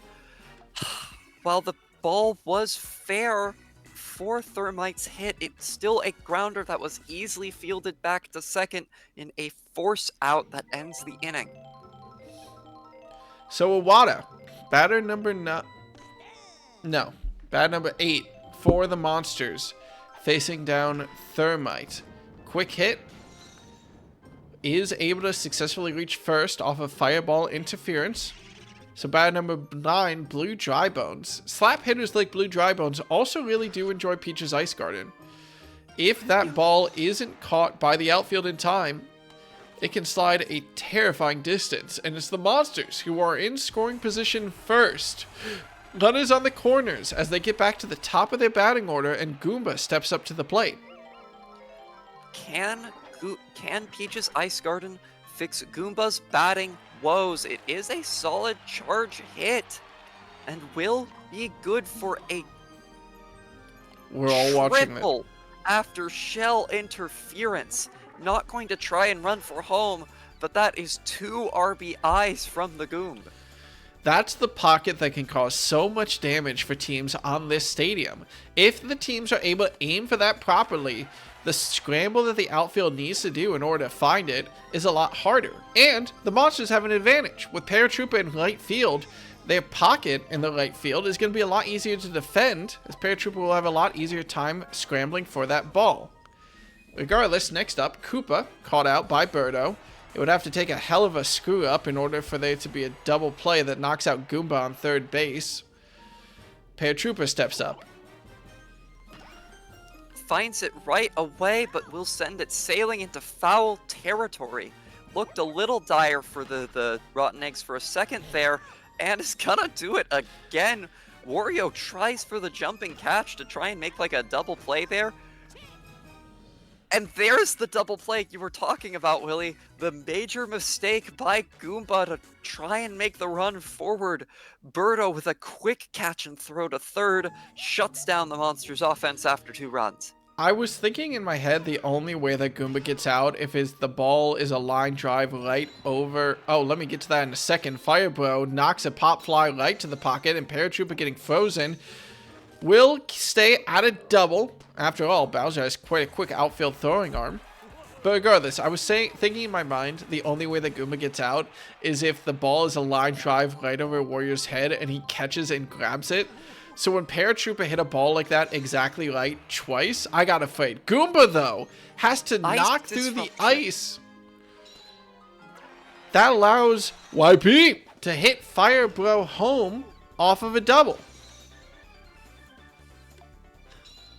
The Rotten Eggs fire back in the immediate next inning with 2 doubles in a row. One of them aided by the hazards that slide around on the ice out here. It is now up to Yellow Toad to try and bring YP home.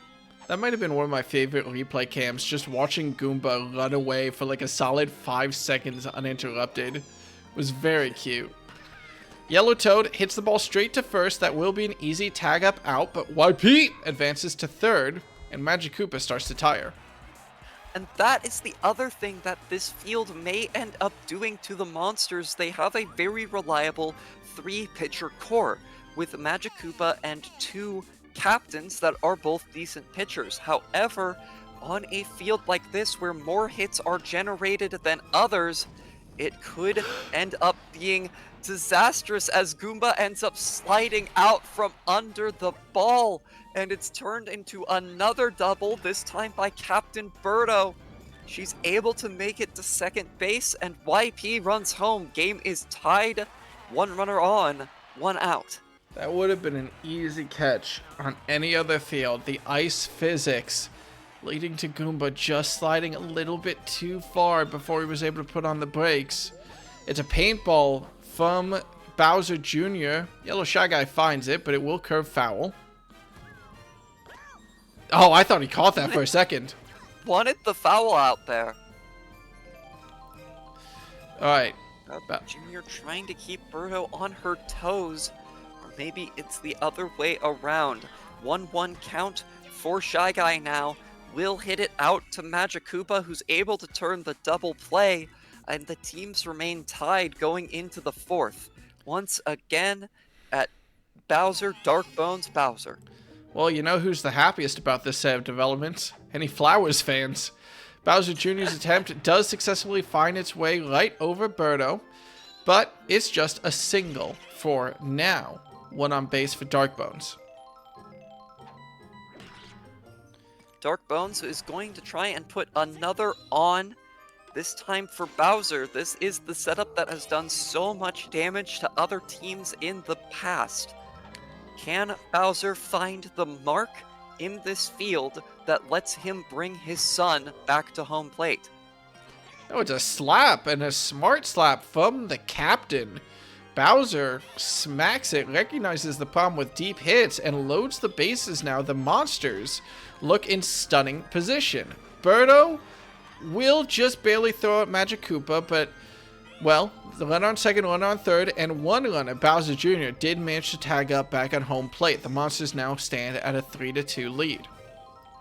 Bit of a sacrifice grounder from Magic Koopa there.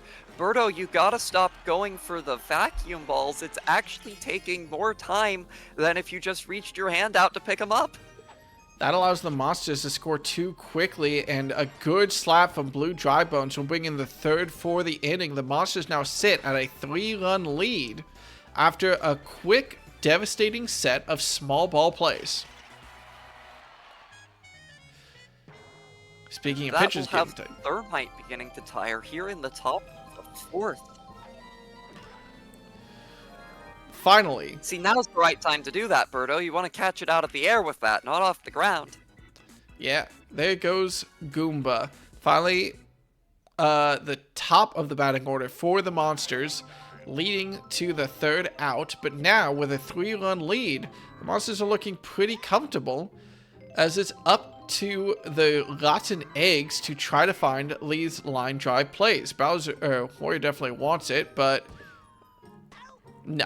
Koopa is under that one. Are not fired at the right spots. Koopa the Quick stands perfectly safe in between two, and it is just an out for Wario.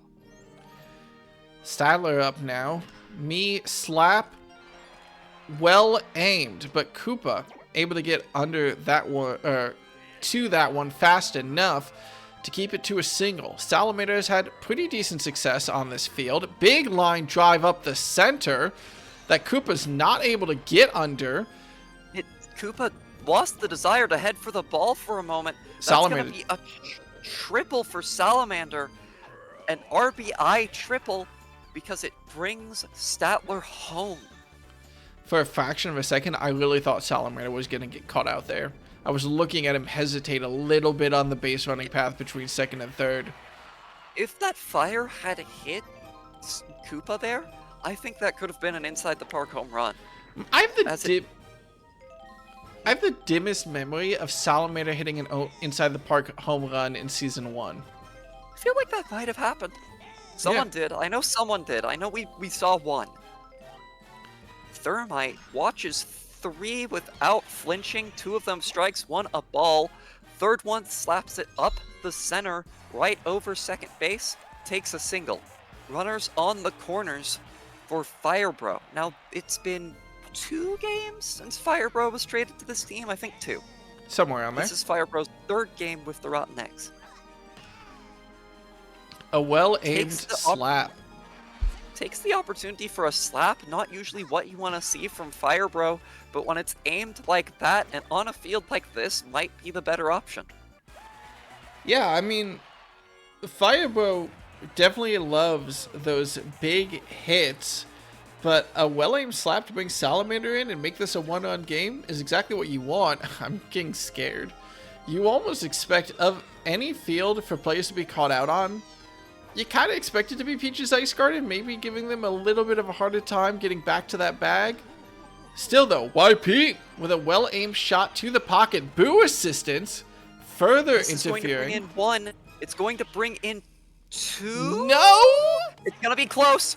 And Firebro is safe. Touches back just before Awada is able to bring the ball in. Is that Awada?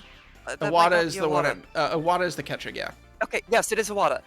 Right before Awada is able to bring the ball into his glove. Goomba's best attempt cannot catch Firebro out.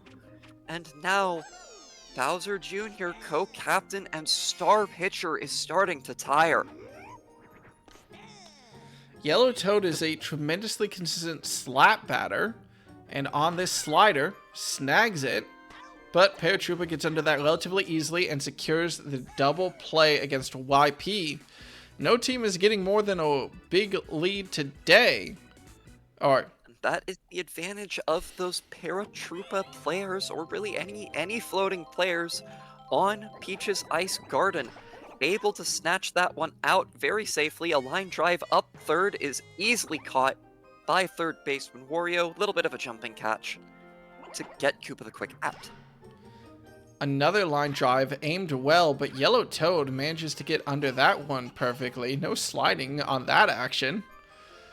2 outs now. Bowser Jr. though, again, I've been watching this play. I want a big line drive from Bowser Jr.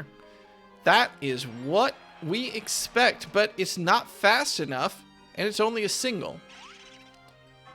That will be the end of Thermite's pitching day as co-captain or just Wario steps up to the plate, or to the mound, in order to take over here in the top of the 5th. That does unfortunately mean that Thermite will not be credited with the game. You have to pitch a full 5. Mm-hmm.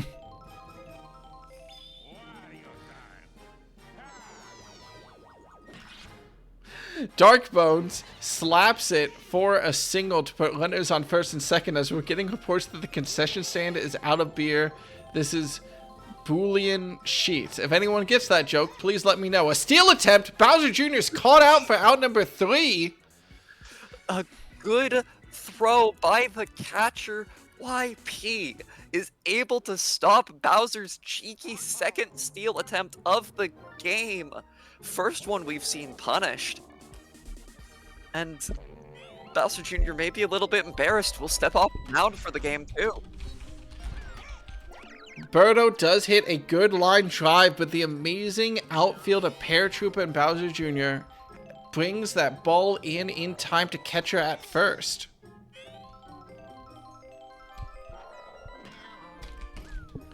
Yellow Shy Guy also grounds out quickly, so the offense for the Ron Eggs is looking rather anemic in the bottom of the 5th. Wario has not had a lot of success on offense in general as a player, so we're going to have to see whether or not he's able to get the offense going in the 5th, or whether or not it'll be 3 up, 3 out. He wants to hit that long ball, and this time is able to find a good line drive past the right fielder. Will allow him to run to second, but no further than that. It's a double, and now it's up to Statler to try and start a rally, or rather follow up and make it a rally. Alright. If he wants to have any sort of comfortable lead, they need to start scoring more runs. Yep, no, Bowser has decided that he wants this inning to be over. Statler, caught out by those bullet bill pitches. Bowser secures the closing out, and the bottom of the 5th ends. Wait, did Bowser... I didn't even notice when Bowser Jr. got taken off the mound. It was right at the start of the inning, Willie. Oh my god. Wario is now trying to stop Bowser from achieving any sort of success. Bowser will fire off, or foul off the star pitch, but fouls it far too high. And Yellow Toad is able to get under it even with a bomb and get the out. Missed dive from third baseman. Who is that, Willie? I keep Thermite. forgetting now. Thermite. That will be Thermite. Yeah. Missed dive from third baseman Thermite. For a moment, I thought there were 2 yellow jersey players on, or red jersey players on the team. My brain is breaking down. You're remembering Elric. It's fine. My brain is having some trouble as well. Run on first, run on second now for the Monsters as they're at batter number 9. Wario has to find a way out of this, otherwise the Ron Eggs will give up that lead, but with Blue Drybones hitting a good slap, the bases are loaded, and the Monsters have the opportunity to tie this game or go ahead, all depending on Goomba's bat. There's only 1 out, so there is some wiggle room. Goomba's had a little bit of luck with batting in this game. The field has played to his advantage, and will do so again. Well, not really. That's just a solid slap up the center. Bases remain loaded. outs remain at 1, and the game is now tied. The Monsters in a very dangerous position here. Bases loaded. Koopa and Paratrooper are not the two batters that you want up in this situation, but Fireball assistance stops the double play and lets the Monsters take a lead with bases remaining loaded. Paratrooper now has ended one inning with a double play, but big contact up the middle. It goes right to Statler, who does catch it out and stops anyone else from advancing, but Bowser Jr. has been such a consistent batter. 2 outs now, 1-run lead. It's all up to Bowser Jr. to bring in another run to home plate. Slaps it, caught out by Birdo, and the Monsters inning ends there. Dangerous position. 8 of their 9 batters. That was a pretty good batting inning for them. Unfortunately, left 3 of them stranded on the base paths. Bowser's still committing a bunch of star power to his pitching right now. Can't really blame him when you've got a star pitch like that, but you gotta use it properly. Salamander line drives out a little bit too far into center. Goes out to Koopa the Quick. We could talk, as Thermite also gets out quickly, about the fact that the Monsters are on their last designated pitch or player they expect to pitch of this game. Firebro continues batting great this game with a good hit that Paratrooper just isn't able to get the glove on, running for third, which is mildly surprising, but tagged up safely. That would have been a single, turned into a triple, and YP is the batter to try to bring him home. That's a big, deep hit. And far, the ice might get in the way, not in time. How about the shell? It's no good. The game will not be tied back up just yet. We'll head into the top of the 7th with a 1-run lead by the Monsters. Darkbones, Bowser. Also a very, very scary 2 players to face. Darkbones slaps are even harder to start on a place like this. It's a line drive, though, but it tags down just in time to avoid Statler's glove. That's a single for Darkbones. And a pretty good single puts him in good position for Bowser. Bowser once again calls Wario's trick ball correctly. Oh, and no. This time is sending it right to the right spot in the outfield as the ice interrupts Statler's attempt to catch it. Bowser wanted to go to third, kind of seemed like he was expecting Darkbones to go home, but it refused to budge. And now, with no outs, the Monsters are in incredible position to extend their lead. Wario needs to find his way past Magic Koopa, but a big pop out to center field. No ice out there anymore. The shell isn't there in time to stop the out, but will be there in time to force a bit of a sacrifice fly. This Darkbones tugs home safely, and Bowser advances to third. It's rare to see sac flies do anything for runners who aren't on third, but seeing Bowser advance from second to third is quite the boon for the Monsters, who have a 2-run lead and only 1 out against Wario throwing to third when Bowser was just standing still is very funny. This will be another sac fly, pending the power block coming in time. No. Oh, a good hop by Statler at least secures the out. But it is another sac fly, as you were calling. And now it's a 3-run lead for the Monsters. The Monsters had a 3-run lead before that got trimmed down, but their second 3-run lead of the game is by all means going to cause some morale problems for these rotten eggs, who now just need to find their way back to the batting box. Blue Drybones is a hell of a hard hitter to get there, though, who slaps it right up the middle for a good single. For what it's worth for these rotten eggs and their morale, while they've been down 3 twice, it doesn't mean they have still at least been up once. It was only by 1, but they have already proven to themselves it is possible for them to not only keep up, but get in front of these Monsters. Well, we'll have to see if they're able to do so. Goomba's hit, caught out by Birdo for the 3rd out of the inning. As soon as she swaps onto the pitcher's mound, which should happen soon, a lot of this Ron Eggs defense will start to crumble. Meanwhile, Bowser still doing great into the stamina department as Yellow Toad seems to want a charge hit. Yeah, no. That's a ground Not really out. your forte, my friend. Birdo has had big hits so far this game, but it was off a little bit of luck, a little bit of stadium assistance. She's going for a big charge hit again here. That might touch ice. Fired. Direct hit onto Goomba will guarantee Birdo's safety. The frozen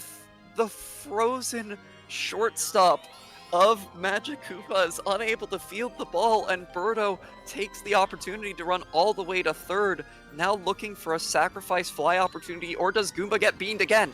Goomba is knocked out by the POW block, doesn't get hit directly this time, but it's another POW block aided triple back to back. Will bring in Birdo and set another runner up on third.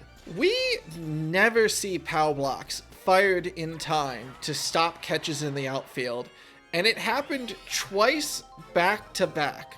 We never see that. That does not happen. Bowser showing a little bit of frustration to put in a star pitch there. Wario keeps calm though and beans the next one. Yellow Shy Guy will touch up to home base safely, and we are back to a one-run game. This is Peach's Ice Garden, everyone. Leads don't exist here until they do. They need to be pretty significant.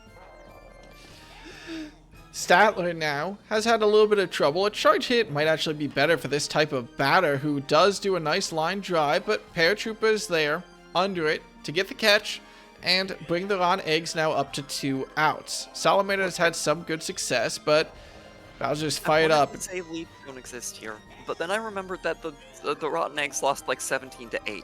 Yeah. In their last game here. Ooh, that's a bit of a weak one. And the fire does not find Magic Koopa at all, let alone in time. They aren't quite able to tie things back up. Monsters will take a 1-run lead going into the 8th. As a reminder, if the Monsters win, they're in first in the league. If the Ronings win by a margin of at least 4, they're first in the league. If the Ronings win by a margin of less than 4, then the Flowers are first in the league. So again, we're seriously in a position here where all 3 teams are really scrambling to be first in the league. Well, the Flowers are watching at home to see if they're first in the league or not, but they have a very good chance to be so. Paratroopa and Koopa both caught out quickly by the infield. Birdo was brought up before I even noticed anything, but now she has to face down Bowser Jr. Going to put a little bit of Star Sauce on the first pitch here. We'll see if she continues doing that. Throws a regular second. Bowser Jr. makes contact, but our Fire Bro over at second base finds it himself. Throws the fireball out, brings it in, ends the inning. Alright. Or at least a half inning. Well, Thermite in his first attempt of this game. I think that fireball assistance did actually matter. We saw Paratroopa and Bowser Jr. catch out runners at first before. But it Thermite definitely was on the edge of mattering. Thermite does successfully tag up on first. Firebro at 2 strikes now against Bowser. Another star pitch would seal it, but no. Firebro slaps, and the ball barely evades Bowser Jr.'s glove. Actually messed a little bit with Thermite's head, started running back to first thinking he'd have to tag back up. Bowser is tired. If Bowser swaps out, we have no idea who's going to swap in for the Monsters. YP's hit. It might be Goomba. Firebro was hit on the way to second base by that shell, which ultimately didn't end up doing anything other than securing the out for Firebro. YP goes to steal second. Thermite is going to steal home. Bunt attempt. That is a stolen second base. By a Pianta. Yellow Toad will be... by a Pianta. Bowser throws out the star pitch to lock up that strikeout on Yellow Toad. And in this situation, I can't blame him. He's got runners on second and third. And that's it for him for the game. Goomba does come in notable long haul pitcher. They just want him to make it 2 innings. It's a star hit from Birdo, the rare star hit right up the middle to bring Thermite home and secure a 9-9 scoreline, tied game at the bottom of the 8th. Excellent decision making from Birdo there. Gives her team a tie game here in not quite do or die situation. It's not the 9th yet, but with a 2-out situation and runners on 3rd and 2nd. Using the star hit just to guarantee that run is an excellent bit of decision making. Yellow Shy Guy wants to repeat the consistency that other Shy Guys have seen today and is able to do so. The Rotten Eggs once again find themselves with a 1-run lead. Runners on 1st and 2nd. Who steps up? It's Wario. I'm not a superstitious man, so I'm not going to say anything. But Wario now up 2 batters, 9-10 scoreline, 2 outs. It's weak contact that will lead to the 3rd out of the game. So here's the situation. If the Monsters don't score in the top of the 9th, the Flowers remain the number 1 team in the league by run differential. But if the Rotten Eggs want that, they have to shut down Darkbones and Bowser, who are terrifying sluggers. But at the same time, like, okay, there is no universe where at the end of this The game, Boo Assistants! I'm sorry. Darkbones is running to 3rd now. Boo Assistants tripped up Yellow Yoshi. That is a triple. Sorry, I keep calling him Yellow Yoshi. I mean, maybe it's his nickname. I have to say, Will, for the Rotten Eggs fans in the audience, there is no universe in which the Rotten Eggs take first off this game at this point. They needed a bigger lead going into the 9th. Right now, they've just lost it. Well, yeah, no, that's the thing. Now that they are going to... Oh, yeah, you're right. You're 100%. I forgot. I was like, well, they could get it in the bottom of the 9th. Even a Grand Slam still only gives the... Yeah. Well, okay, no. If they go into it tied and somehow manage an inside the park Grand Slam... No, because then they even... can get their 4 runs. No, because as soon as the first runner tags safely on first... Yeah, because it would have to be inside the park. On any other park, it would still technically be possible. They'd have to go into it tied and then hit a Grand Slam. But here in Peach's Ice Garden, they cannot do it. They cannot win by more than a 1-run margin. The double play clears Bowser off the bases, so at a 10-10 situation, 2 outs, no one on base, Iwata is up against Birdo now, who throws out another star pitch to get the first strike. Wants to put some pressure. If you're Birdo, I think you just go for a triple star pitch. Will not do so, and the team is there to back her up. Didn't feel like she needed to lock down that out. Let the team do it for her. This is basically the best possible situation for the Rotten Eggs in terms of where they are in their batting lineup. The only situation will be better is if they were starting on Salamander. But Salamander and Firebow have both been incredible batters so far this game. If Statler gets on base, it's looking good for the Rotten Eggs to snag this game. But can he get on base? Good plate discipline. Doesn't swing at nothing there. Charging up. Sends it. It's a line drive. Koopa the Quick is just too quick. Does not touch ice before it touches glove. And now Salamander holds the hopes and dreams of his team in this game, and the club he holds in his hands. Boo support isn't gonna do much here, but there's room to slide. Oh! Uses it just in time, just before Koopa is able to get under it. On the ice, doesn't trust his own senses. And Salamander runs to 3rd. A sacrifice, anything will do it. A steal? Steal attempt. It's a weak contact, and off of that, it's the last chance win off weak contact stolen home base. That is one way to end this game. And the Rotten Eggs secure the win 10-11 over the Monsters. You may remember an inning ago I said I was not a superstitious man. It was because the Rotten Eggs won their last game over the Monsters 9-10. But okay, that is the way to end this game of all time. A steal attempt I have never seen.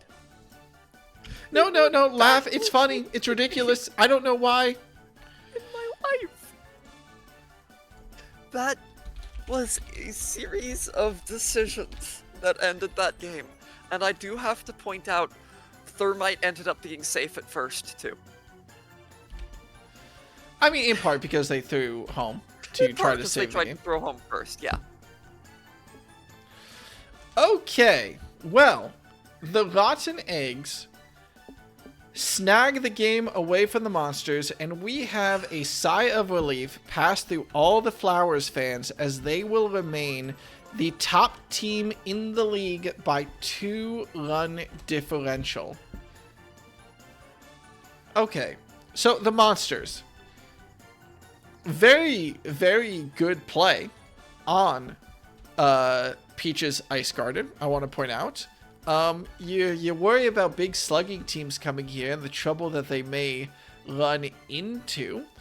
But quick adaptation, good slapping potential from this team, and decent adaptation from Bowser to not go from those big home run bombs led to a very scary offense from this team.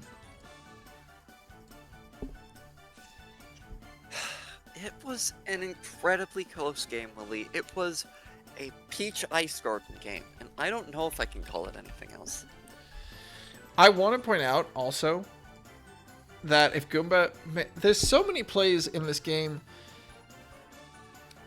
I think that the Monsters are cursed when it comes against the Ron Eggs, because there were so many plays in that game where the Ron Eggs should have lost, but we saw something that should never have happened in order for the Ron Eggs to win that game. First, there was Goomba sliding out from under the Pop Fly.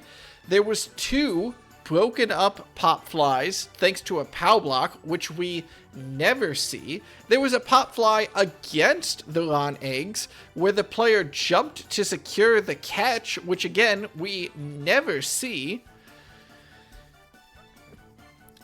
That means that in both regular season games, the Ron Eggs have defeated the Monsters by a margin of 1, thanks in part to a little bit of luck.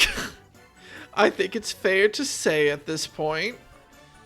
So, the Monsters are still a team to watch and are still a devastating potential team. But for right now, and only for right now, the Ron Eggs will stand above them, will slide into that second place, 1-run differential behind the lead of the Flowers.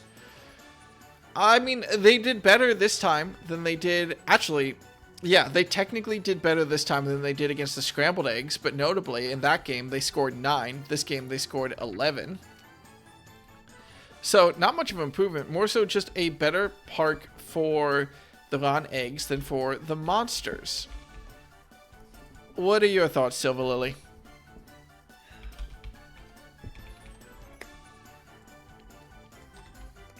I'm sorry they've all deserted.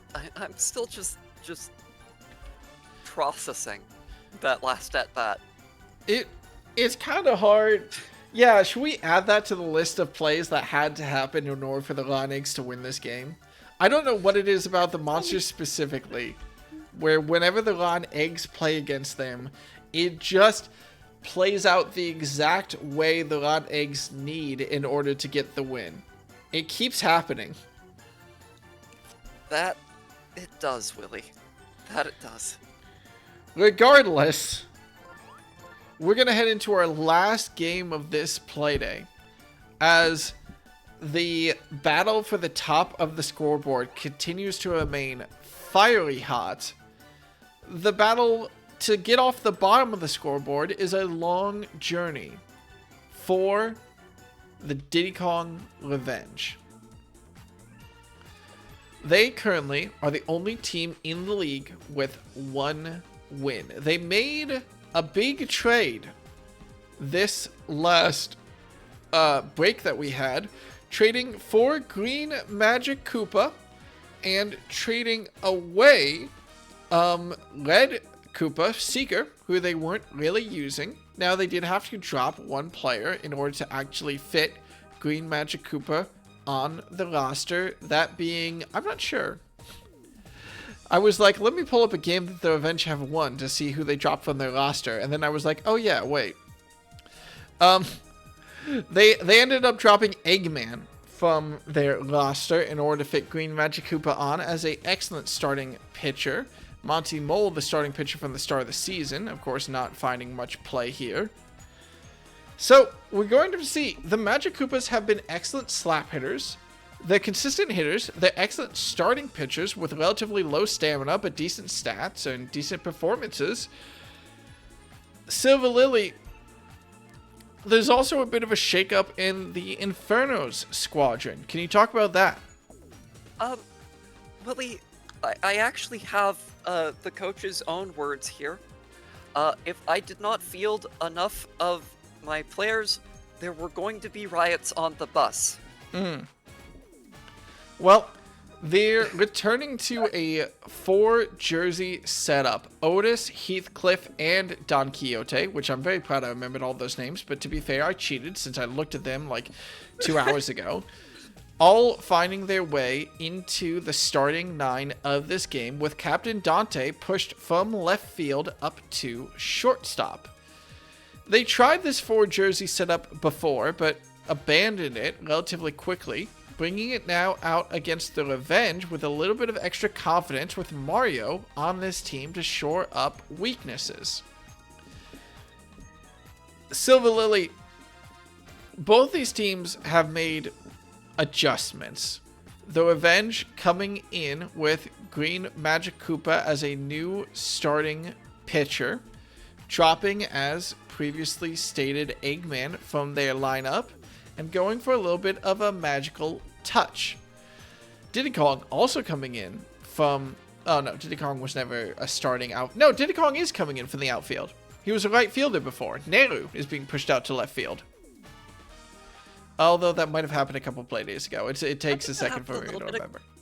It adds a little bit more resiliency to that left field when you've got when you no longer have Monty Mole as your starting pitcher. You can't afford to have Diddy Kong start in the left field because that would be sending Green Magic Koopa out there once Diddy Kong swaps in. And Green Magic Koopa's got limited synergy and also limited utility as an outfielder. Let's talk about the stakes. Right now, if the Revenge lose this game, they will be the only team with a 1-win margin of difference between them and all the other teams. Right now, 6 wins to 3 wins down the board, with a team with 5 wins and a team with 4 wins, means that all the teams are connected to each other by 1 win, besides the Revenge. If they want back into this league, they need to storm through the second half of the season, and they need to start it with a victory over the Infernos. The Infernos, meanwhile, are at risk if they lose this game of dropping from 4th in the league to dropping all the way to 6th and being in that hot seat position, which could see them overtaken by our Resurgent Revenge squad to enter the playoffs later in this season, if it comes to that. Any closing thoughts about this matchup before we head into the Infernos home pick, taking us to Daisy Cruiser at night?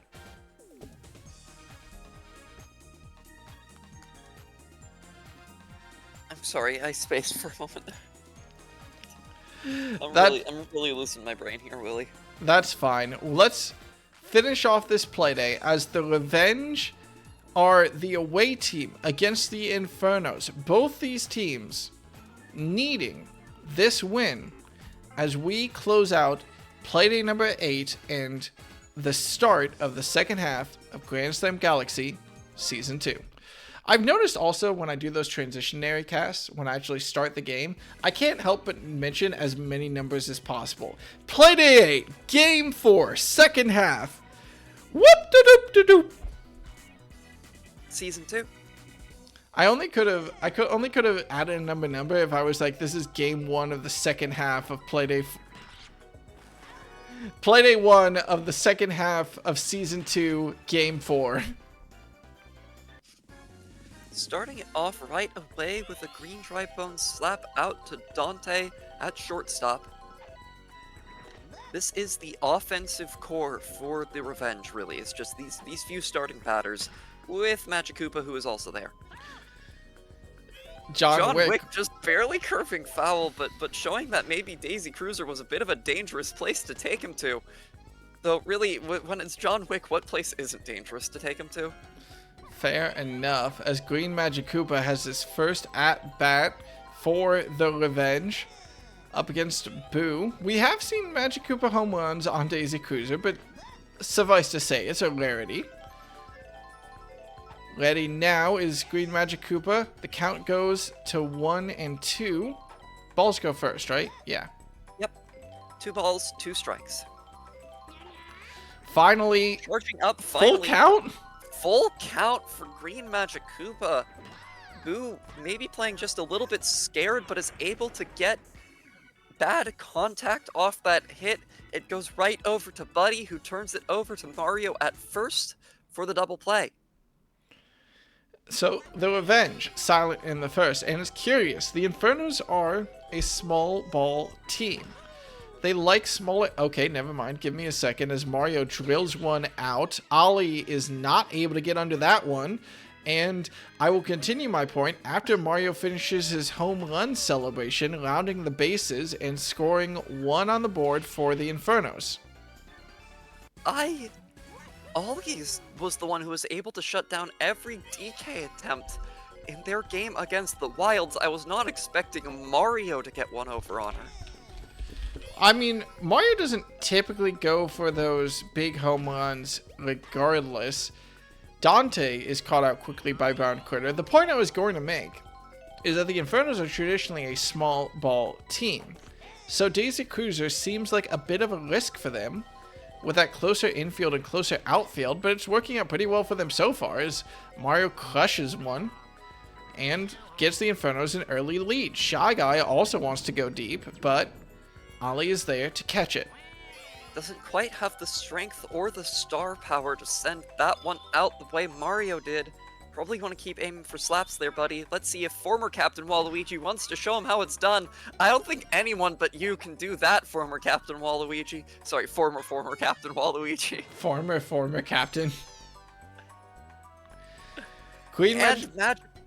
Not a great showing so far from Green Magikoopa, who is already starting to tire after 2 successful at-bats.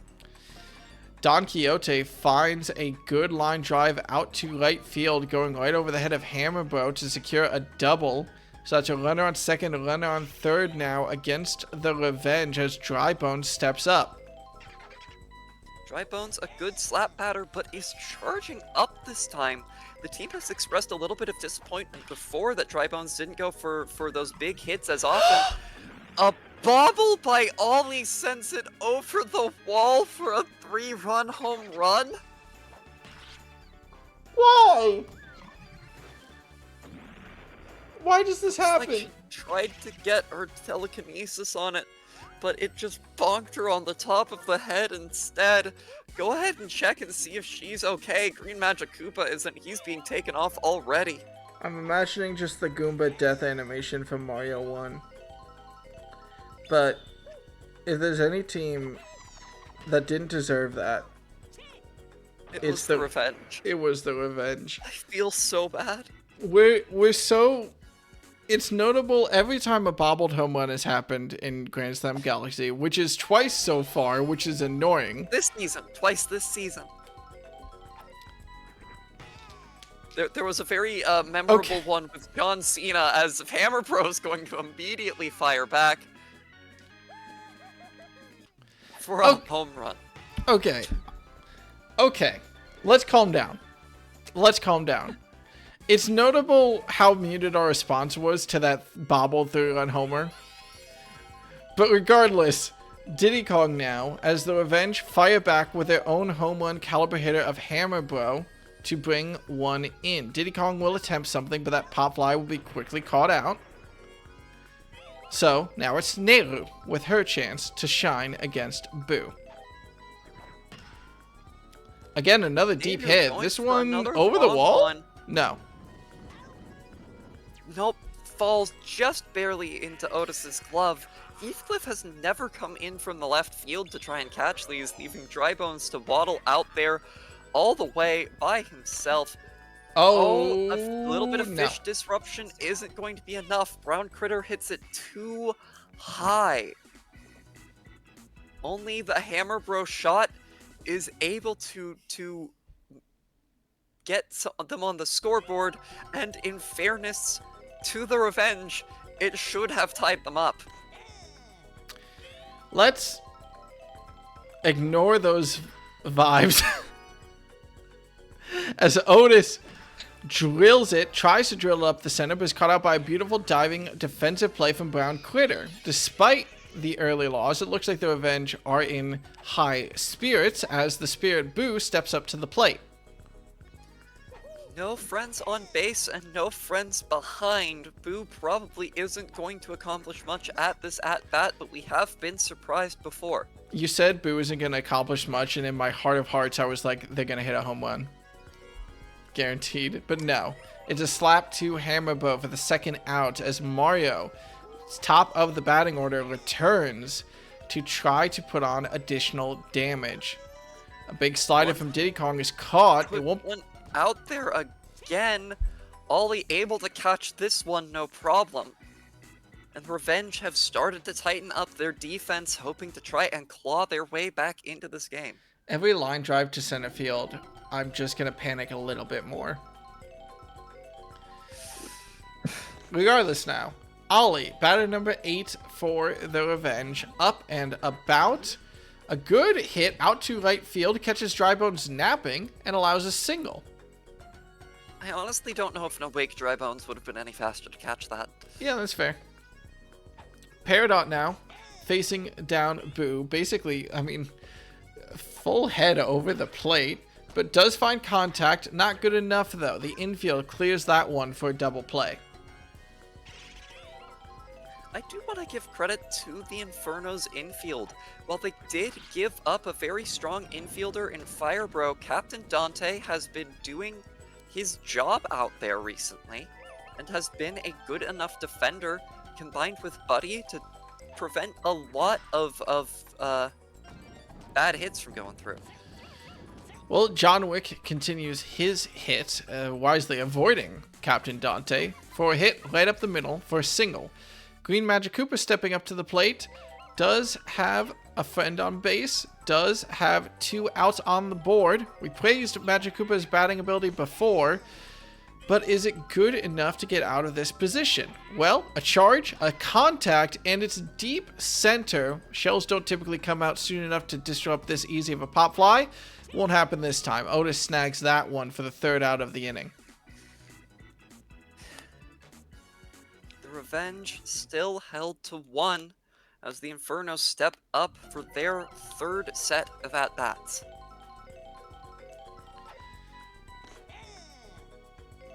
Dante lets a slow ball right down the middle just go straight past him before remembering that he's at the plate, maybe playing it a little bit too cool.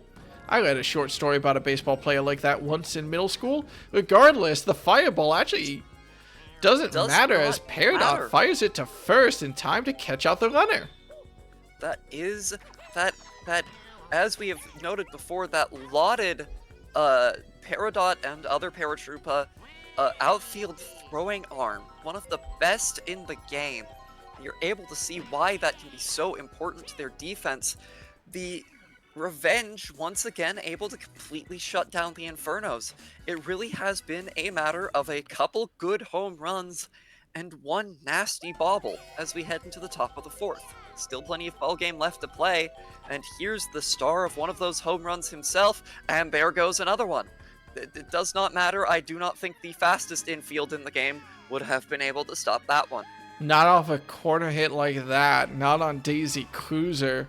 And Hammer Bro secures the 2nd home run at his 2nd at-bat to bring the Revenge to a much more manageable 2-run deficit. Boo starts to tire, which, top of the 4th, 2 let-go home runs. Still a little bit of home field left to play, I would imagine. As the ball from Diddy Kong just evades Captain Dante's glove and allows a single. Nadu stepping up now is going to watch the star pitch from Boo. I do want to point out that the Revenge seem to have used a lot more star power than the I think actually the Revenge have fired off more star pitches and star hits, just star pitches, than the Infernos, but do have more star power. They've been able to generate more of it. While Luigi steps up to replace Boo, once Boo decides to step down, that will send Boo over to third base. It has sent Boo over to third base as Brown Critter is able to get on base as well. A little bit of small ball starting for the Revenge here. That tends to be how both of these teams manage to make their points, with some disastrous fielding now by the Infernos. That brings it to a 1-run deficit for the Revenge. Good hit by Ollie, and a missed jump and missed Buddy assist by Buddy and Dry Bones, respectively. That means that there's 2 runners in scoring position on second and third. Peridot finds the right hole in the defense, though those runners want to play it safe. They weren't sure if that was going to be a big pop fly hit or not, and by the time they realized it, it was too late to run for home. Bases loaded. Green Dry Bones. This is a dangerous situation to be in for the Infernos. Star pitch and star hit miss each other like ships in the night, and it'll just be a slap from Green Dry Bones. It goes fair, but Brown Critter isn't fast enough. Dry Bones and Buddy are able to turn that back to first in time to stop the run from getting batted in. John Wick gets intercepted by Captain Dante, and they're shut down after only a couple runs, despite loading the bases twice. That does put the Revenge at a 1-run margin. That's just one good Hammer Bro at bat to bring them back into a tie game. Meanwhile, Don Quixote... Now the pattern is that's one Hammer Bro at bat. Yeah, so far. Don Quixote, good attempt at a line drive, but Brown Critter's too quick for that one, diving to get the first out of the inning. That'll bring up Dry Bones for the Infernos, who is able to find the right hole in the defense. Has a little bit of trouble grabbing onto that one. Might have made the difference. I'm not quite certain. Thanks to the tilt of the ship. I think that Dry Bones tags up safely there. Regardless, Otis, Pow Block assistance, will make sure that he touches first and stops the double play. But sorry, Heathcliff. Nothing was saving Dry Bones at second though for out number 2. So yeah, Otis up, 2 outs. Heathcliff on first. That one's right to Hammer Bro, and it will be another quick out. The Infernos still unable to find any ground since their initial 4 in the first. Okay, the Revenge, top of the 5th. Magikoopa into Hammer Bro. Hammer Bro has been excellent so far, but can Magikoopa get on base to turn a possible tying home run into a leading home run? Magikoopa says, yes, I can. So, now we turn to Hammer Bro. Can he really go 3 for 3? Well, it's a big charge, and he'll watch the first slider from Waluigi. Second pitch. Fastball was caught, but it's just a line drive. Not a home run, but it is enough to send Green Magikoopa all the way to third base. And now, runners on the corners and no outs. That tying run on third is a great place for the Revenge to be in. Can Captain Diddy Kong bring it home? It's a slap, and they've been great at finding that center line this game, Willie. Last inning when they loaded the bases, it was a lot of slaps up the center. This time it's been 2. Good enough to keep the bases loaded with no outs. But it does mean with bases loaded, one bad hit could end up clearing them. One good hit will do it too, as the Revenge take the lead for the first time in this game. That No double, outs. Runners on second and third. that double from Neru, bringing in both Green Magic Koopa and Hammerbro. So Hammerbro, every at-bat has touched home plate one way or another.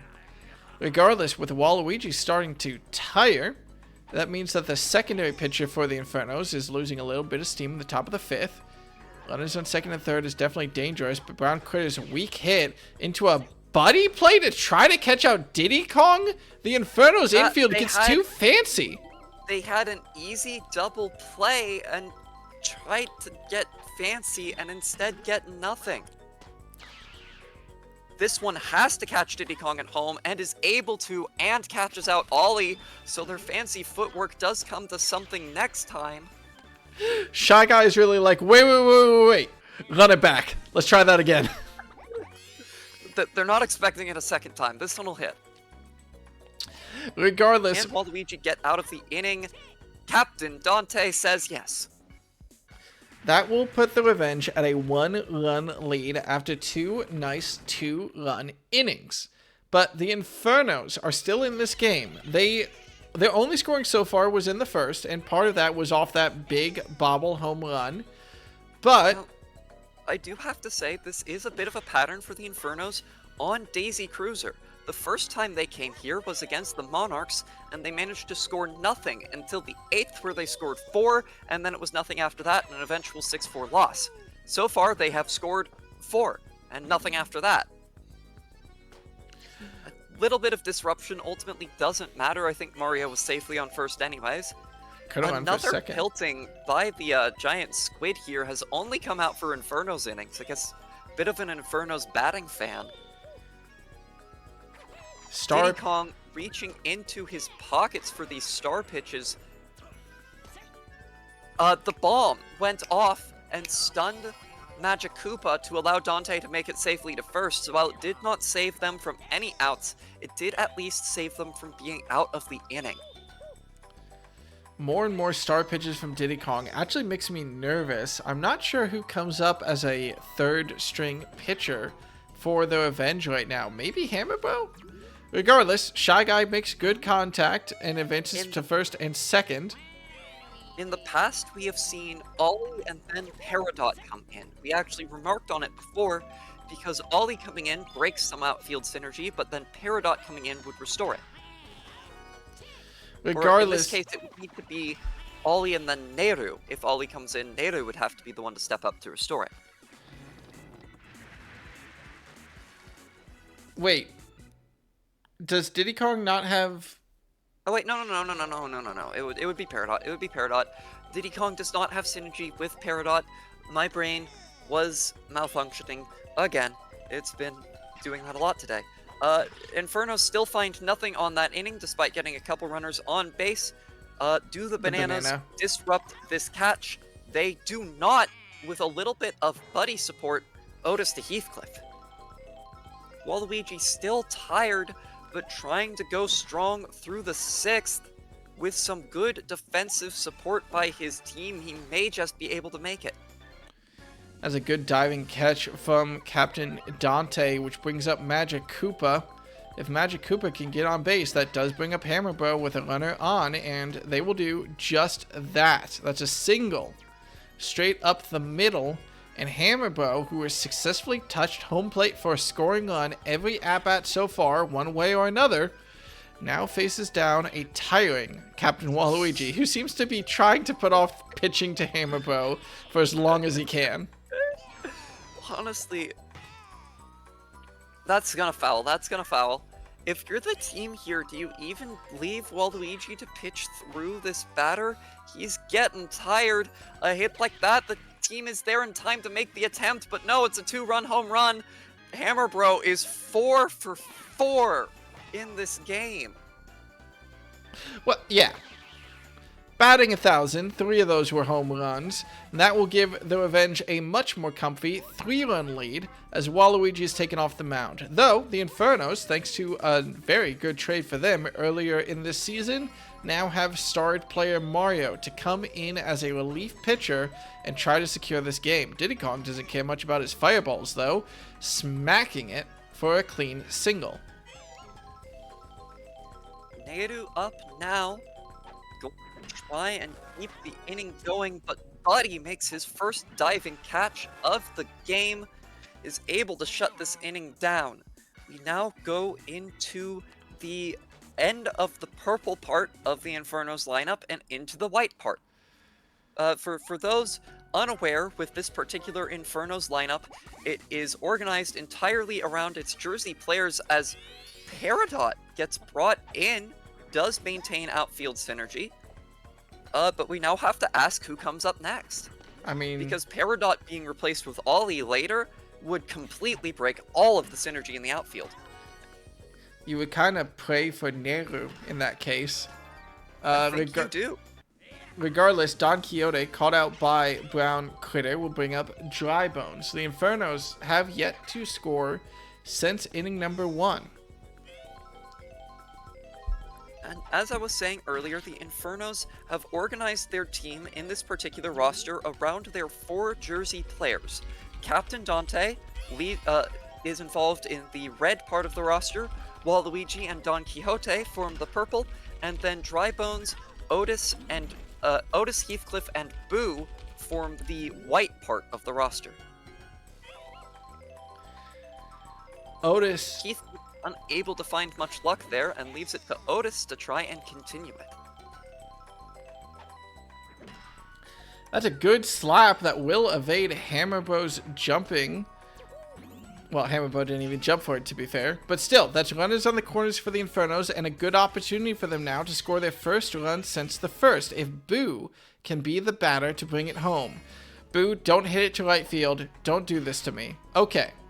That's a good slap out to the left. Dry Bones runs home and successfully scores, bringing this down to a 2-run deficit and a more manageable problem for the Infernos to solve.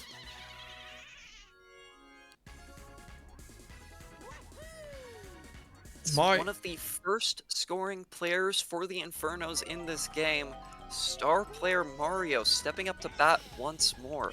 If he can find another home run, it will give them a 1-run lead again. Instead, it's just a line drive out to left field. It's going to be good enough to bring Otis in. Boo stays at second. Or third, rather. That does put us at an interesting point. The Infernos are down just 1 run.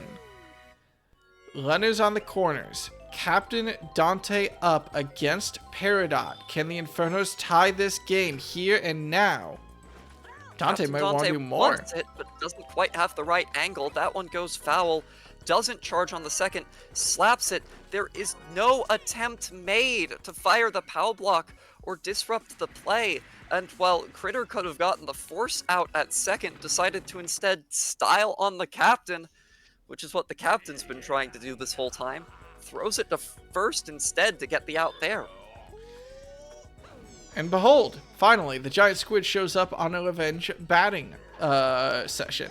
I will note, not Captain, Mario now up in the pitching box. I think, letting through in my head, arguably the strongest pitcher for the Infernos, if not the strongest pitcher, actually.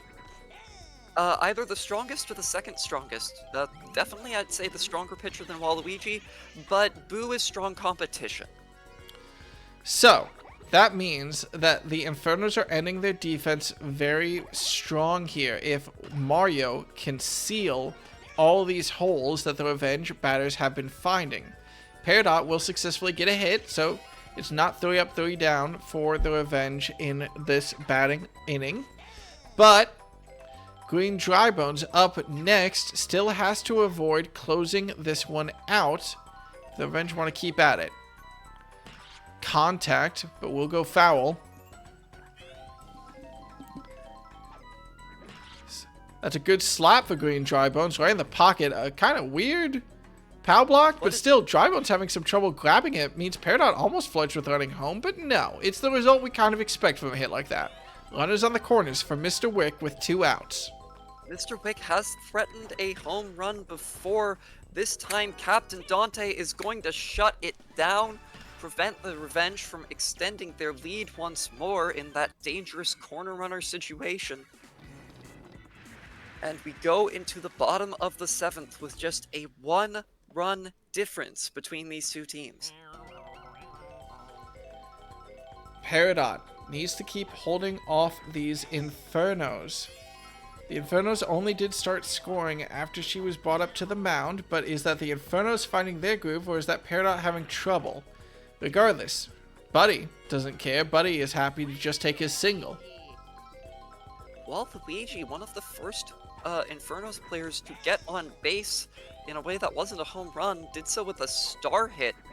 We don't see those often, but Waluigi, former captain, is still an excellent slap batter. Well, that means that the first two batters for the Infernos are both very successful, as Don Quixote steps to the plate and looks to want to bunt to advance both these batters into scoring position. Peridot smartly... item support on this is just probably willing to take the out. That's gonna curve foul. Does she bunt again? No, she's charging up and watches it go. That is Peridot's first strikeout of her career, I believe. Okay! I mean, the Revenge will take it.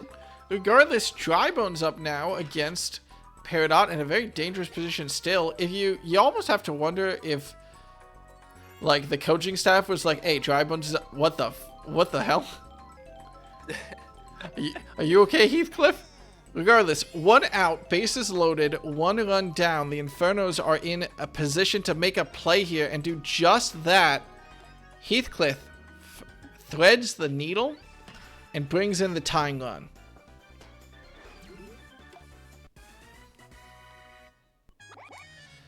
Peridot's starting to tire.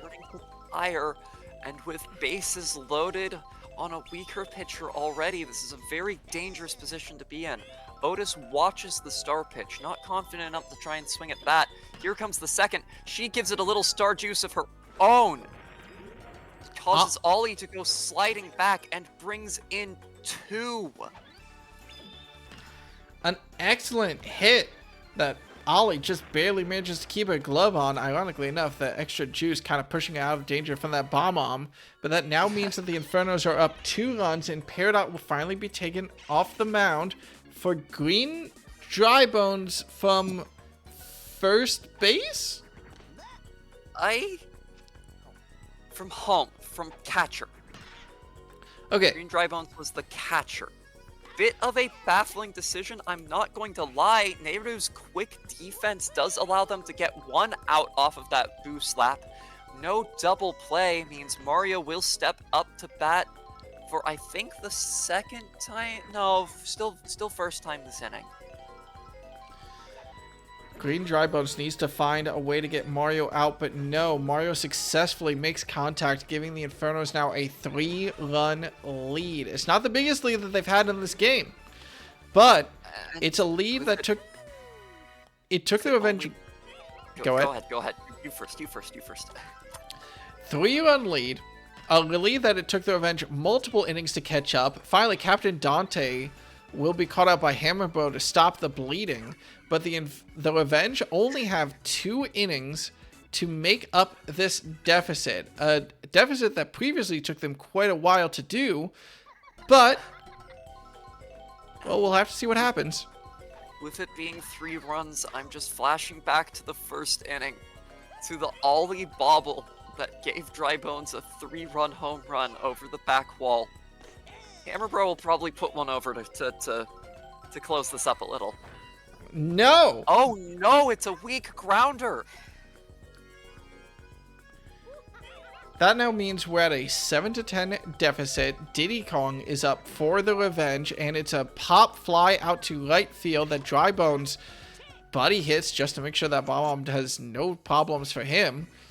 Meaning that we're in an awkward situation for the Revenge. They need to score 3 in the 9th, and they are 7 batters away from clutch hitter Hammerbro. Okay, Buddy, first batter for the Infernos, will successfully hit that one for a single and start off the offense for this team. Waluigi now also up.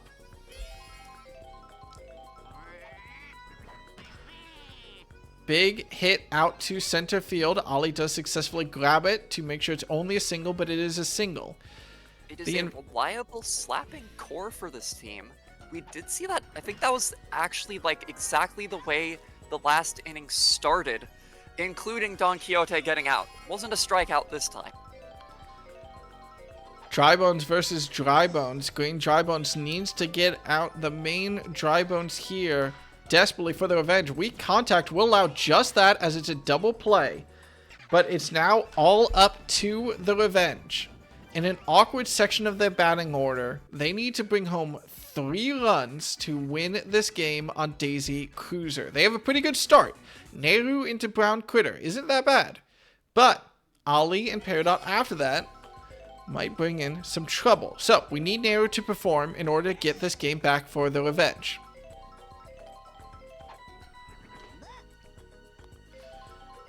As the Inferno's home commentator, I have to sit here in just a small amount of fear.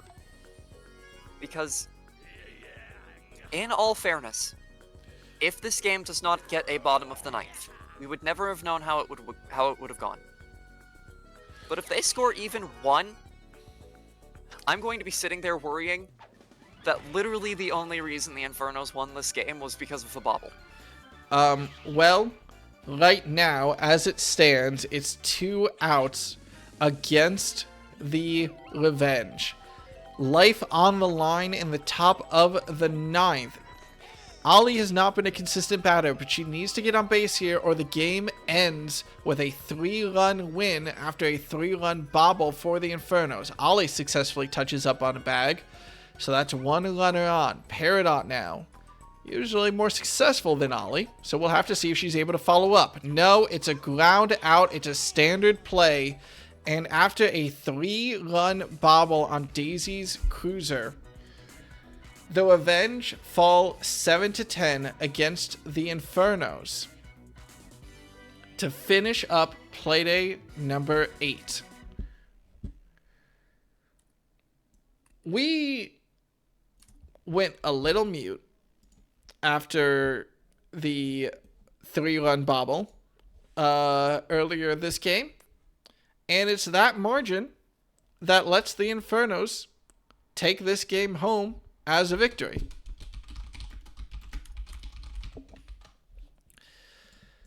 Oh boy. MVP honors go to Drybones for some reason that I'm sure we'll see in the batter's box. I don't quite remember why. But after being shut out for so long, it fell to the tertiary pitchers for the Revenge to try to stop this Inferno's small ball, which is where the Infernos really got fired up and successfully brought in the 6 runs they needed to secure this win. In terms of stats for the Revenge, Hammerborough, of course, did an admirable job. The whole team operated pretty decently, but Peridot and Green Drybones both struggling a little bit when brought up to that pitching mound was just enough for the Infernos to secure this game in a bit of a comeback victory.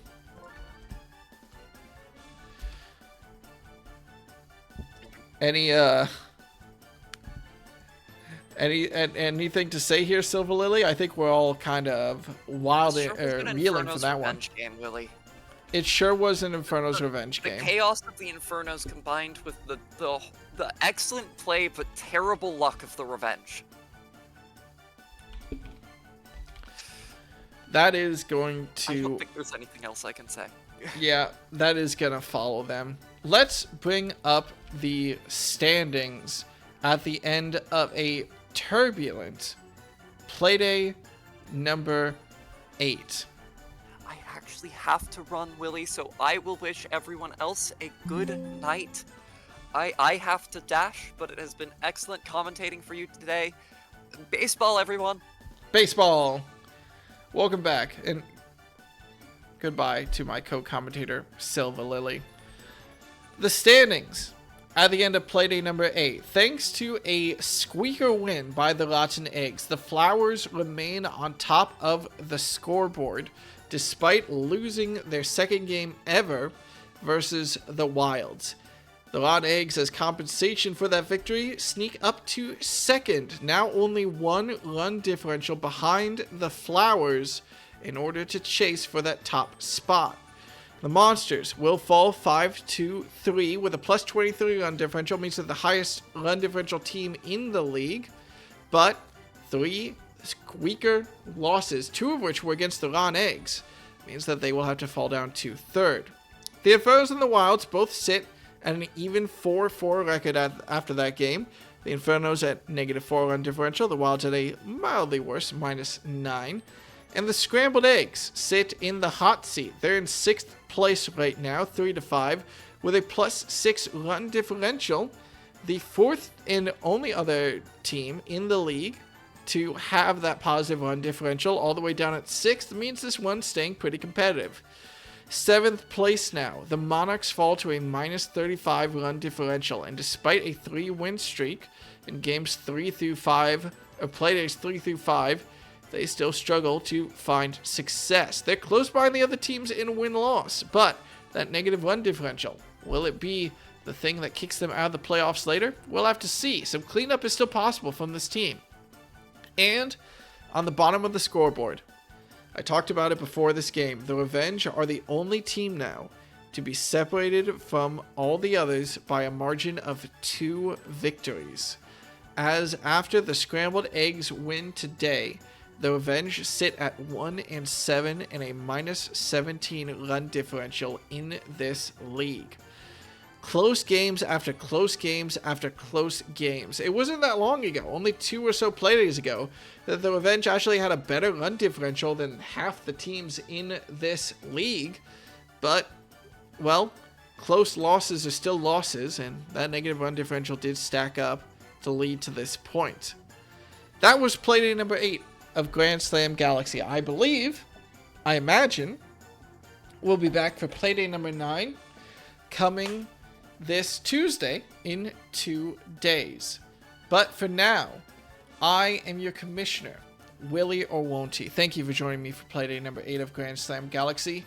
We will see you next time, and until the next Playday, play ball, everyone, and have a lovely night. Bye-bye.